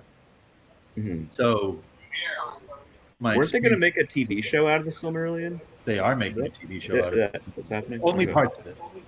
Yeah. On Amazon. Yeah. Hey Ryan, have any of our chatter people been talking at all this time? Oh, let me look. I think there's been some issues with the stream. I'm not sure exactly how it's working, but it looks like Carolyn Marcantoni has put a couple of comments in the box. Whoa. What's she saying? Hi, Carolyn. I just am looking now. The YouTube's giving me some shit. He's reading them right now. YouTube's giving me some shit, and I'm not totally I'm not sure how it's coming out on their end. It says it's a poor stream health, and that viewers may be experiencing buffering. I don't know if it's my computer or if it's like the Xfinity lines or what up. But she said that I guess these must be kind of old. Maybe if someone was actually nihilist, they couldn't exist. And Kierkegaard's conception of faith is a suspension of any ethical judgment. Yeah. I mean, she's right. I just wanted, if there was anybody chatting, I wanted to know if they weren't feeling like they were shouting into the void. They may be. We may be shouting into the void too, because YouTube keeps telling me that YouTube is not receiving enough video to maintain smooth streaming. I think it might be like a slideshow effect. Hopefully the audio is coming through though. What was slideshow? That's so cool. Yeah, Are you recording me? What? Hopefully it's like in one of those cheaper anime games where the people aren't animated. You just see a picture of them while they're talking. Yeah. Are you recording it with OBS? No. I thought that might tax the system even more. Maybe if I was trying to do both of those things. Well, we'll see how it goes. We will. Also, I keep having this thing where I don't know if you guys are getting it, where it's like a blank Hangouts. Maybe it's just my computer is shit. Maybe someone else should run OBS next time. I need to get a new computer. I touched my computer screen too hard and cracked it. Oh. So now it constantly thinks that I'm touching it. Oh no. Which makes it very hard to use. I like it. That sounds like something. You have a that could be in touch screen? Yep. Oh, but half of the touch screen doesn't work anymore because it's disconnected from the rest of the computer by the crack of Khazad-dûm. You've got a space-time rift. That's right. This doesn't have anything to do with anything, but I feel like one of the best things about Lord of the Rings is how it resists a one-for-one allegory to World War II. You think that's the best thing? Yeah, I feel like you can't say, okay, these are the good guys from World War II and these are the bad guys from World War II. I feel like that's kind of one of the greatest things that Tolkien achieved, was not allowing that to happen in his story. Okay, I felt like that did happen. So explain to me how you feel like it didn't. To explain to me how you feel like it did, because maybe I just haven't heard that explanation. That's why I feel. I mean, like the it good did. guys are the allies, and the bad guys have super technology that they're afraid of. The bad guys, like the Nazis, had a successful campaign in northern Africa, so all the Haradrim are on the orc side. They're allied with the people from the east, which are the Japanese. But okay, so I guess my thinking here centers around the idea of the ring. What ring did the Allies cast into Mount Doom? Oh, the atomic bomb. Yeah. No, Yeah. see, they did that. That's exactly what doesn't happen in the Lord of the Rings. They don't drop the bomb on the bad guys and declare themselves having won. I mean, like, I feel like the way that if the ring was the bomb, then the bomb wouldn't have been used. That was But the whole idea with like, it. it's still like an ultimate kind It's of a like metaphor. sacrifice, though, right? Like Not a- sacrifice, Right, but so to speak.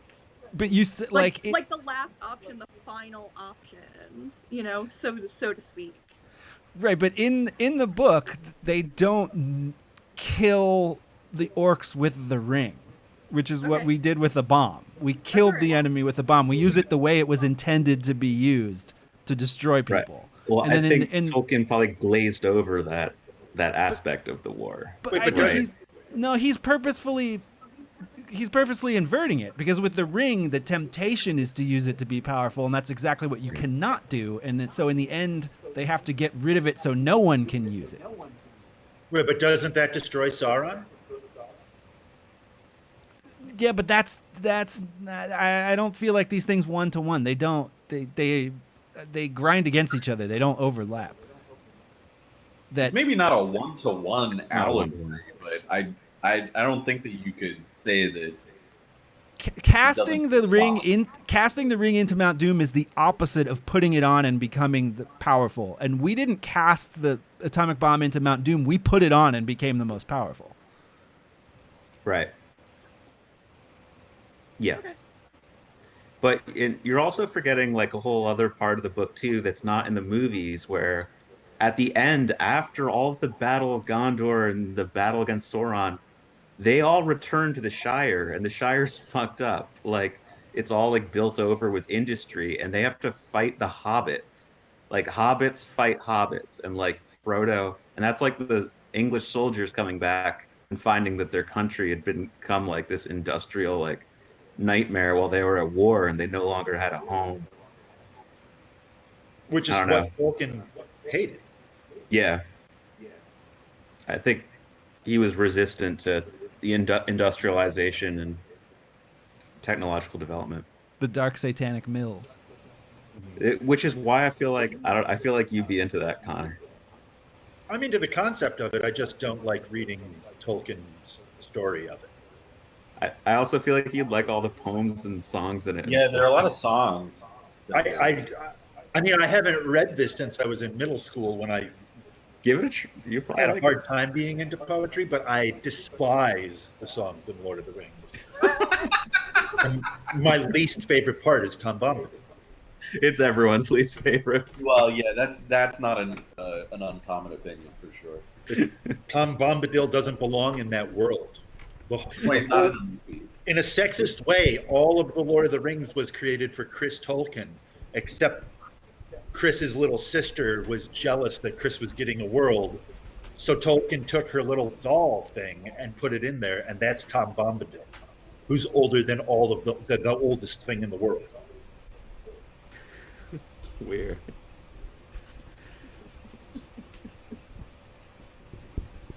Which is, I mean, cool, because like Tom Bombadil, he's Shelob, you know, he's from outside of reality. He should be the coolest thing, but he's so fucking just a living being. I hate him. Maybe, but like he's cool by a different metric because he's like just from a totally different place. Maybe he is the coolest thing, but we can't understand. He should be. It hurts me that I don't feel that. It hurts me that I'm so annoyed by this thing. Coolest thing. That's baggage left over from when you were younger. I think if you revisited it, you'd probably appreciate it more.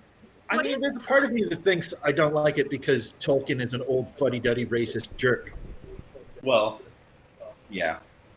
Well, yeah. What is Tom's GF's name? He's like gold hair Oh, I or don't something. remember. Gold member. Gold. I think it's gold something. It's I don't Fat know. Bastard. I'm just thinking about her. That's all. Tom Bombadil definitely talks with the Shrek voice of Mike Myers. Which I guess is just I hate him. a mean Scottish accent. Jen, we were doing good. Yeah. This book is particularly hard. I think it's tough. No, I mean, no, we've gotten. I don't feel like I don't feel like I need to be really like. I was letting that little section go for a little while because I feel like we're doing good on this. We're doing actually pretty good on this. Yeah. We've hit almost all the things I've written down. And we're also like we've pretty much covered this section except until Passage into Yasad, we haven't really got to. the passage into Yasad. I was kind of like I feel like that's kind of like the last thing we have to talk about. Yeah. But I also there's a question. I feel like a lot of times if we're like doing well in a meeting and we're like actually getting a lot of meat out of it, then like it's fine to have weird side conversations for a minute. Like there's no problem with that. It's just like the last one I felt like just kind of slipped away without anything really happening. Yeah. And I just didn't want that to happen like 2 times in a row. But I don't think that's happening at all on this one. I think we went straight into the heart of the beast right out of the gate, basically, on this one. Yeah. I have a really specific question about page 88. Okay. When Severian says, once a picture of... It's right before that break, 2/3 of the way down the page. Once a picture of the ship had frightened me. Now I knew her through some sense better than sight. I guess this is when he becomes the ship. When he says, once a picture of the ship frightened me, what is he talking about? The door to his mausoleum, I assumed. Huh. For The some ship reason, volant. I know this isn't supposed to be right, but for some reason, all I could think of was when he's talking about the, like the lady, seeing the winged lady flying through space. Yeah. In the book. Yeah. In the big book. Who I guess it's supposed to be. I think when that came up in the first, when we were doing it at the time in New Sun, we had said that was like a baya, like a servant of a baya, or a type of thing like a baya. But Oh, I thought that was. What are you saying, Connor? I didn't know what I was going to say yet. I was excited to find out. But it's your turn. I thought the winged figure in the book was Sadkiel. That's what I thought too. But a baya is a thing similar to Zadkiel. Yeah. And this time reading it, when it talks about how a baya swims through the stars, and it talks about Zadkiel swimming through the stars, and suddenly I was like, oh, do they mean on the ship? Because the ship is named the same thing as Zach. Mm-hmm. And Severian experiences being the ship at this point where he may also be absorbed into Zach. I don't know. But I feel like in the book that he looks in New Sun, there isn't that being flying amongst the stars. Mm-hmm. Yeah. With wings with eyes all over them, which I thought was like a Sadkiel thing. Totally. it must be that. Yeah, that's what he's talking about when he says I was frightened by the picture. It has to be that woman with wings flying through space he saw. But there's no ship But in that's the not a ship. Oh, I think he's writing from the point of view of understanding. Like doing a weird thing here where he's glossing over that he now understands something he didn't understand when he saw that picture, and that also he maybe doesn't understand at the time in his narrative that he's talking about. You know? Yes. We're getting point of view of a later knowing Severian writing about his past experience when he says, "Once a picture of the ship had frightened me." I'm into all this. And now he is the shit. I think I'm. Yeah. And so what? I know that was it. I think I agreed. And so when in order for Zadkiel to become Severian, it can't just be that he like sucks something out of his mind. He has to like they both commingle. Right. So Severian and Zadkiel are like counterparts across the divide, right? Oh, Like- yeah. Zadkiel is. Oh, I also. So I feel like last time I talked about how I thought that Severian was going the wrong way, that he was going from Bria into Yetzirah, and I totally think that he's going from Bria into Atziluth. So what you're saying is that Zadkiel is the Atziluth version of Briatic Severian, right? sure, yeah. Like they're counterparts to each other. I never thought And of they're- that. You're right. Well, it's like Severian's on trial, Zadkiel's on trial. Zadkiel's kind of like this. They're kind of like stewards of each other in this way, and it's like they're both invested in the future of humanity or whatever. Oh no, Connor froze. Did Connor freeze for you guys? Yeah. He might still hear us. No. Yeah, but how can you know? The fact that we can't hear him talking, probably not good.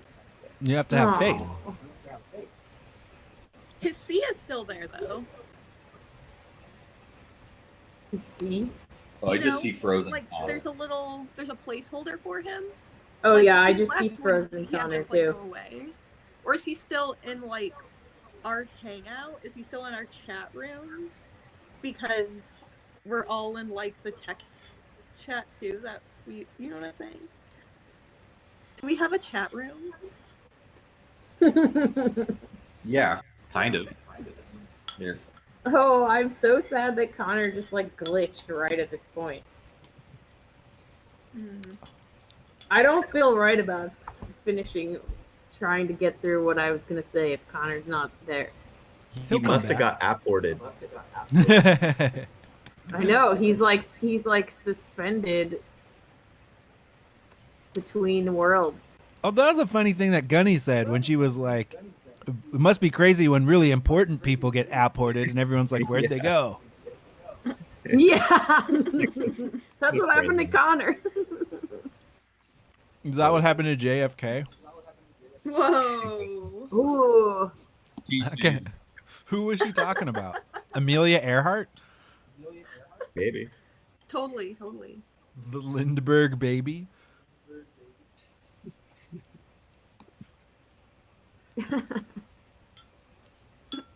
Where's Connor? I just sent him a message in the chat. I don't know if he's seeing it or what. So Oh, BRB. He ascended. He's in Assad. Ah, man, I really hope that I can get to the end of my thought that I was trying to have.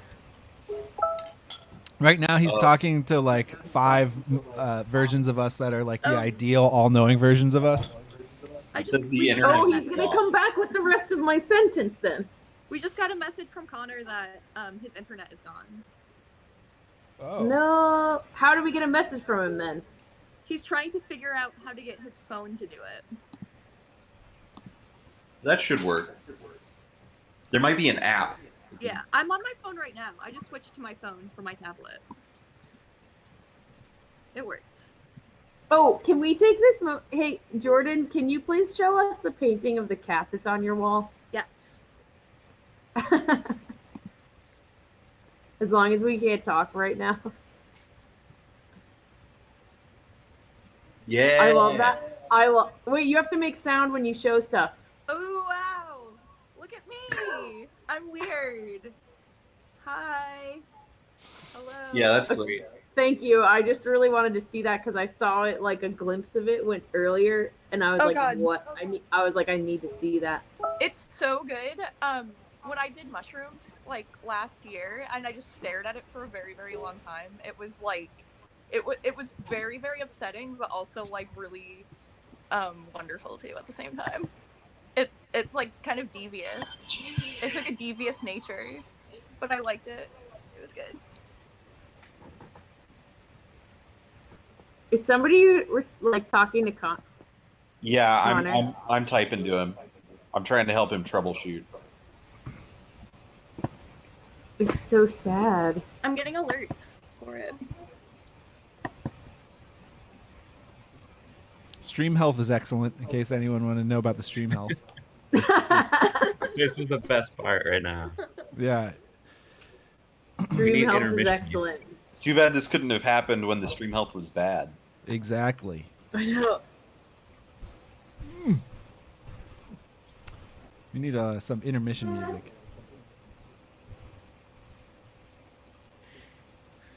I think I'm getting hungry. I made food earlier. Can I have some? Well, Can I'm you just pass saying, it like I brought the pack along. You know what I mean? Yeah, good idea.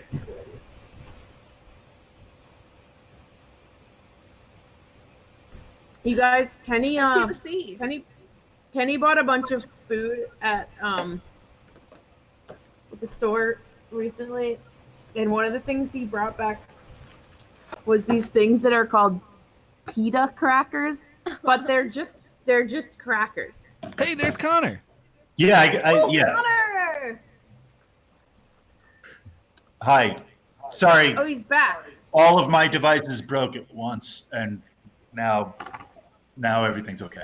Did you run out You of power? worked it out, and we're proud of you. Huh?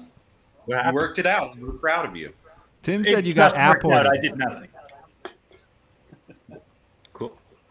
Anyway, so the last Okay, thing I I was heard trying was to work out. I was trying to work out Severian and Sadkiel being counterpoints, and then there was something Ryan was trying to get to about like Sadkiel becoming Severian, and then Severian becoming the ship.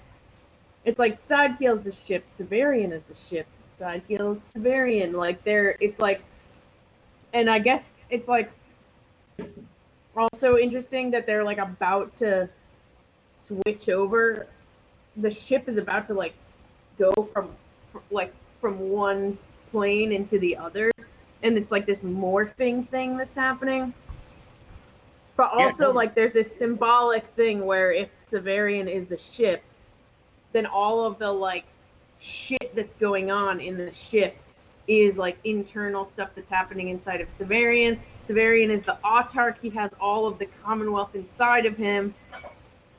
And it's like all of these kind of like battles being fought in the Commonwealth, in Severian, and in Sadkiel before they can like be on trial or whatever. I'm totally pumped about all of this. Yeah. I never thought about that in that way. Yeah, this is totally new to me as well. Is Severian the universe? He's our universe. I mean, so all of that makes me wonder what Gene Wolfe is, What is Gene Wolfe? right? Is Gene Wolfe Severian? Is Gene Wolfe the Severian in our world? Is Gene Wolfe father Anire? Is Gene Wolfe father in Ere? Ooh. Fun. Probably. But then again, is Father Anire in some way Severian? Maybe. But I think this is all. I mean, if one can accept that all things come from one thing, you know, then this kind of seems like an extension of that kind of logic, if you can call it logic, like that ultimately, when you start ascending your understanding and getting to like higher dimensions and higher vibrations of matter and being, that ultimately everything is one thing, and that this is a dramatization of someone kind of realizing that or at least like achieving it. I don't know if that makes sense, but like it would make sense that Severian would be Zadkiel and the ship and the Commonwealth. Yeah. And the sun. Yeah, like all matter is, and the, I mean, the argument not just that it's Severian, like it could be everyone is that too. Yeah, I think so. Oh yeah. Oh yeah. For Which sure. we were brushing up against an idea that I use a lot that I think is in there of like, and I forget when we were talking about, where like an important part of us is the part of us that is perceived by others, like which I feel like Jung talks about this, that like part of me is living in your mind, and that's an important part of me. In fact, it's the part of me that would live on after death. Yeah. Just as there's a part of you that's living in my mind, and also is a part of me, just as the part of me that lives in you is a part of you. Like, there is no division between people. We bleed together at our best parts. Yeah, we've definitely talked about that before. Yeah. And when you stand back far enough, all of that makes up the one thing. The Helm, the, what's it called? The gauge force, which is the thing that existed after the Big Bang before things started becoming separate things. Gauge force? I don't get. Yeah. The Ein Sof Or. Yeah, totally, exactly. The thing that lives in Absolute that we can only ever touch the surface of. Because if you go beyond the surface, then you're just it.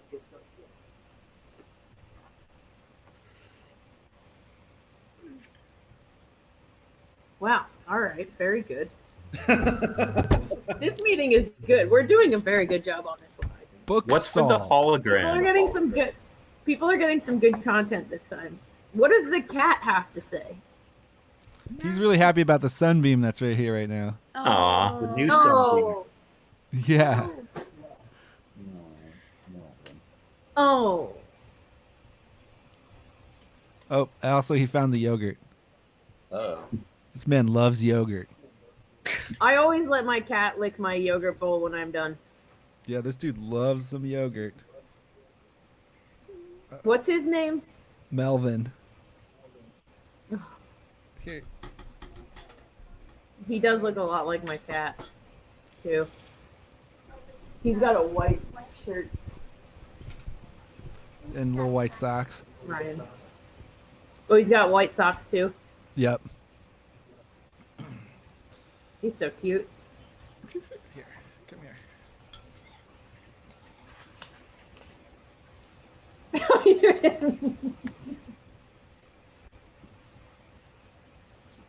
Got it on your face.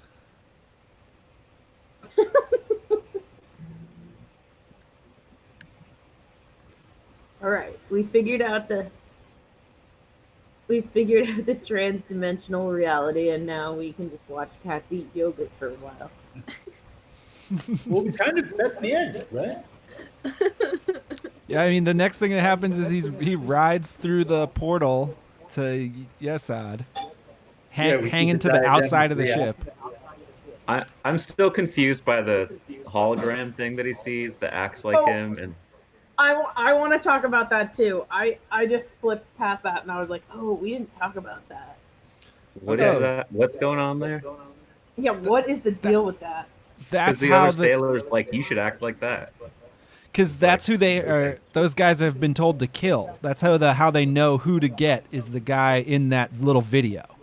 So they're Okay. like, you need to do this so we can make sure that you're the right guy. Well, And it turns Okay. out that he's not. what'd Yeah, you he say? ha- Doesn't it turn out that he's not the right guy? Oh, I thought that they just start flipping out before he even does the thing. Like, right? I'm not sure. It's very. Isn't that when What they Sidero do. shows up and starts blasting people? Yeah. Sidero Yeah. saves him. Yeah, I feel man. like Severian doesn't get a chance to do the thing because he's so fucked up. It's difficult for him physically to do it, and then they get really impatient that he's not just doing it, and so then they start all trying to whip his ass, and then that's when Sidero saves the day, blasting people with Yeah. violet light. Mm-hmm. Yeah, I think that's the same thing as Severian being the wrong person. Oh, cool. Because Severian is the wrong person, Zadkiel is the right person. And they both have lame legs, or does Zadkiel not have a fucked up leg at this point? I guess he doesn't. Just Severian has the fucked up leg. When Zadkiel gets to be the right person, doesn't he have a fucked up leg? I don't remember. That happens outside of our section. Yeah, we only just there's a nice cliffhanger at the end of 15 where it's like he's standing up there, he sees he's like ready to come down because he's like, hey, this is my moment, I'm the autarch, and then he sees that the sailors are all exuberantly leading someone else with their hands bound towards the Yeah. Right. And that's Zadkiel. right. We'll find out in a second. Yes, Yeah. it's a nice cliffhanger because it's not clear at the end of the chapter that it's Zadkiel unless you've been paying attention. Cliffhanger is a very good porn name.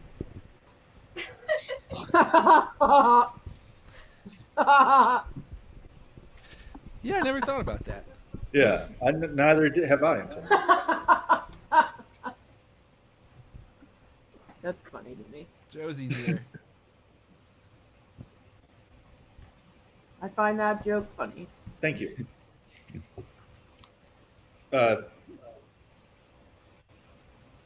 Cool. Check it out. Oh, there you go. There's It's cliffhanger hot. right now. Whoa, did Madison Oh. drive over during book club? Yeah. Whoa, we saw Madison in one of the windows, and then she was in one of the other ones. I feel that was an entirely different Madison. Definitely. It seems thematically appropriate. Yeah. She's everywhere. Um,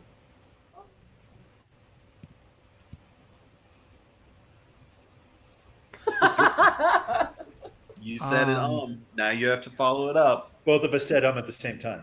Oh, I didn't hear you do it, Connor. Oh. I went first Yeah. last time. There was a section I skimmed through where Severian does say that if he does go back to Earth after this, he didn't think he was the autarch anymore. Wait, can you find that part? Where is that? I don't know. I think it might have been in yesterday's section. Bit. We're gonna need citations for that. Can't just drop that one in. Well, why don't you do your part while I look? Oh, I literally was just gonna try to like get back somewhere into the book. I didn't have any actual thing Was to it say. something to do with like the fact that Earth would be destroyed if the new sun comes? No, it was if he failed and got back to Earth, he wouldn't be the. Oh, I thought is what it said, but I don't. Well, his predecessor failed and remained the autarch. yeah. Yeah.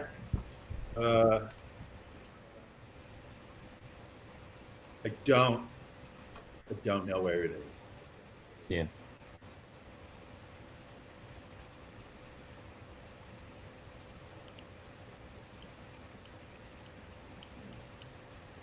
I don't know. I'm sorry. I'm sorry for bringing it up.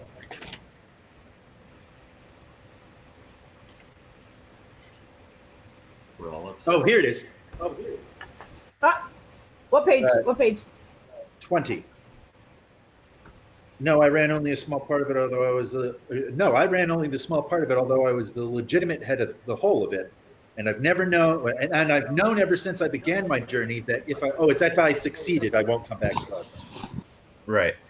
There won't be anything We'll to never come back autark over, at right? all. It's weird. It's interesting that if he does not succeed, then he returns as autarch. With Right. no dick. The only way he continues as autarch is if he fails this cosmic test. Right. Right. Oh, that makes a lot of sense when you think about Obama. Go on. Yeah, I want to hear more about that.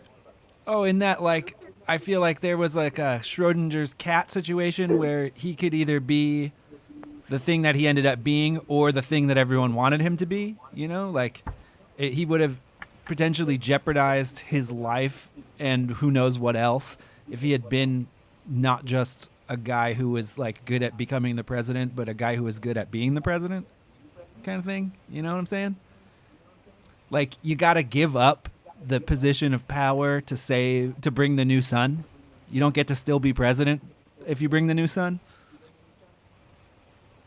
Oh, right, because you can't. Oh fuck! How to put it in words? Like being successful destroys the thing that you were succeeding at, and a new thing. If you become president and you can successfully create the change in America that we would like for the president to do, then it's no longer America. Yeah. So you can't rule America anymore. And the presidency is no longer what it once was either. Right. Yeah. I mean, it's what we're experiencing, right? Like we can't go back to the way things were before. And also win. A good thing can't happen if we go backwards. So wanting things to be normal is wanting us to lose. Yeah, it's to delay the new sun. Right.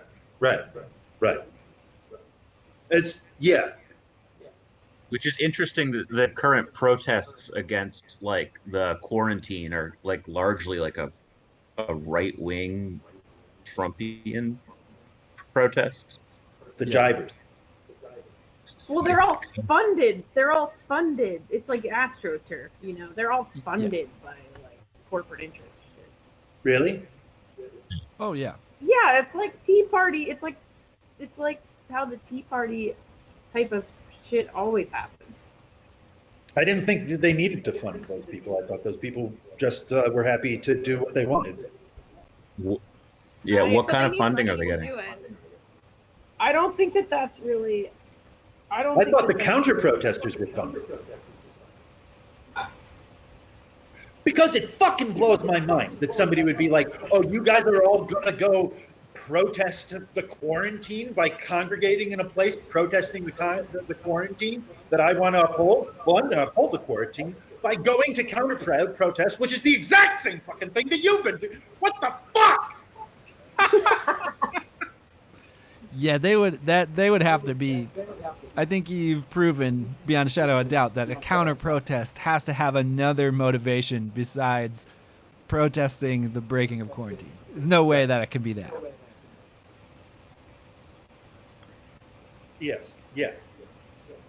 Except I know some of the people who went to go to the counter protest, and you know they're living in a different world. They're neurodivergent, I would say. I haven't heard about the counter protest. Yeah, I haven't heard of this. Oh, try not to hear about it. The counter protest. Is this a That's like Facebook that's thing? like a Mr. Show sketch right there. It is like a Mr. Show sketch. Let's blow up. We're Earthlings. Let's blow up Earth things. I mean, I've also just been assuming that all of what's happening in that realm is massively overblown. Mm-hmm. What do you mean? Yeah. Like there can't be that many people actually. Like it's I like think that there was in Annapolis. Well, there was like they figured out that, or someone on the internet figured out that a lot of the like websites and like Facebook groups and everything were created by the same person. So like the same person who made the website for Maryland, like the Maryland protest, made the one for Wisconsin or whatever. So that like there's no actual like grassroots anti-quarantine movement. It's a manufactured or astroturf national movement that people are jumping on board with because that's what people do. Yeah. Once You you, know, establish, the more I think about this, the more I think that maybe the person that I thought was just too crazy to be able to do things that make sense, your paranoia has gotten to me, and I think that maybe they were paid. Because they were also trying to defend the last mayor, which always confused me. And now I think maybe it's that they... Pew? Pew? Yeah. Pew? Yeah. Like they were saying that like she didn't do anything wrong. Yeah. Are we streaming right now? Yeah. Let's talk about this when we're not streaming. Very well. Should we sign off? We talked. We got a lot of good stuff out of the book. I'm ready to trans. Does anyone want We to got say to the end of the anything else section. about like what? We got to the end of the section. I feel like I Yes was Odd just might be gonna a ask good if chapter to anyone had start with. anything they wanted to say about the like. I think I'm done talking about it for today, but maybe I could find more to talk about in the chapter Yesod. Yeah. So you want to just start on 15? That's what I would Next do. I time. feel like there's a little bit to unpack there. Okay, I'm into it. that's good because that's like the. I mean, we touched it a little bit, and then we can just go like yeah. Okay. Sick. Very So good. we'll do. We can end the stream then. So we'll do 14, and then what? 7 more or 8 more? 8 to be safe. Probably get 7. Seems like we got 7 out of the first 15. 2. Yeah. Start at 15. 15 plus. So Run to 21. 22. So through 21, Okay, through 21. 22, 22. 22, whatever. 22. Through We'll 22. see how far we get. For next Yeah. week. We're doing this weekly now. I'm not Yeah. against Yeah, it. Why not? Is anybody opposed? I'm into it. Maybe we can we can crush the rest of Earth during quarantine, and I don't know, maybe do some short stories or something before we get into Long Sun. I ordered the Soldier series. I'm going to be reading the Soldier series. Awesome. It's Yeah. so interesting to juxtapose it against this book. Yeah, I Maybe was quarantine cannot end until we finish Earth. Maybe we are the thing that determines whether it'll end or not, or when it will end. Yeah. We need the new sun to burn up all the virus. I'm into it. If they try to end this Oh, you know, before we yeah, finish the Earth, I'm virus. protesting. The sun, the virus, the sun does kill the virus. Oh, does it? Yep. Yeah. Somebody should, maybe Connor, maybe you should do a thing where the virus is speaking to you. You should be the prophet of the virus and tell people like what it wants and what it's here to tell us. I have been praying to the noonday sun a bunch, and all right, I'll see what I can do. I feel like that, just to throw something else into the media mix besides this like protest, counter protest, we feel like there should be another faction, clearly, the people that are trying to communicate with the virus or who have been communicated with by the virus. I could Zoom bomb people's meetings, screaming mad prophecy, Yeah. instead of showing them my dick, which is what apparently everybody is Zoom bombing for now. Is Zoom bomb the correct word? Yeah. How do you do it? I don't know. I was going to ask Mark. I think I would imagine you just make a random like number set that's the right length. Every Zoom call has like a unique number identifier, so I think folks are probably just trying. They're just like, in some cases, it's been like people are sharing meeting links like publicly, either on websites or social media or something. So if it's like a publicly available thing, that's how some people are getting to it. It might also be that they're like brute forcing the number string though, and just like seeing what they jump into. I think a fair amount of it is that because like if you don't have a password encrypted one meeting or whatever, like it's just a number, like a Yeah. certain number of digits, and then you just need to like type in digits and hope you get one or whatever. Yeah, that might be a tough. I don't know. You could probably like have a bot like generate it or something. It might just like I the feel like that number- wouldn't be that hard to have the a number number string generator. is so long that the number of possible meetings, it would be really tough to just like pick a number and have that be a live meeting that's happening right then. Because they're persistent numbers. Like the number, like the meeting that I scheduled 2 years ago, I can still go back to with that number. So That's fucked I don't up. know. It's complicated, but I think it's mainly like links getting shared publicly that are then getting found. So you're like, so I've never used Zoom. So what I'm imagining is there's a grid of different people, little boxes on your screen, and then suddenly a new one pops up and it's just a dick. Sometimes, Are yeah. you calling me a dick? What? No, I thought that's what you said. What was happening? Yeah, well, sometimes It- it happened to Madison's coworker. They were hosting a like an information session, and somebody popped in, managed to unmute their mic, told her to show her tits, and then started showing porn. Yeah, that happened which- to my cousin's daughter's first grade class. God What? damn, that Yeah. sucks. They were. Why would first graders need a fucking Zoom telemeeting? What do they? That makes no sense. Man, you gotta have something. Like my sister-in-law teaches preschool, and they've been doing like some Zoom sessions for that. That is bizarre. Like read to the kids and like give them projects to work on, and I don't know. I mean, it's the best way for them to still connect with their students. So it is a little weird.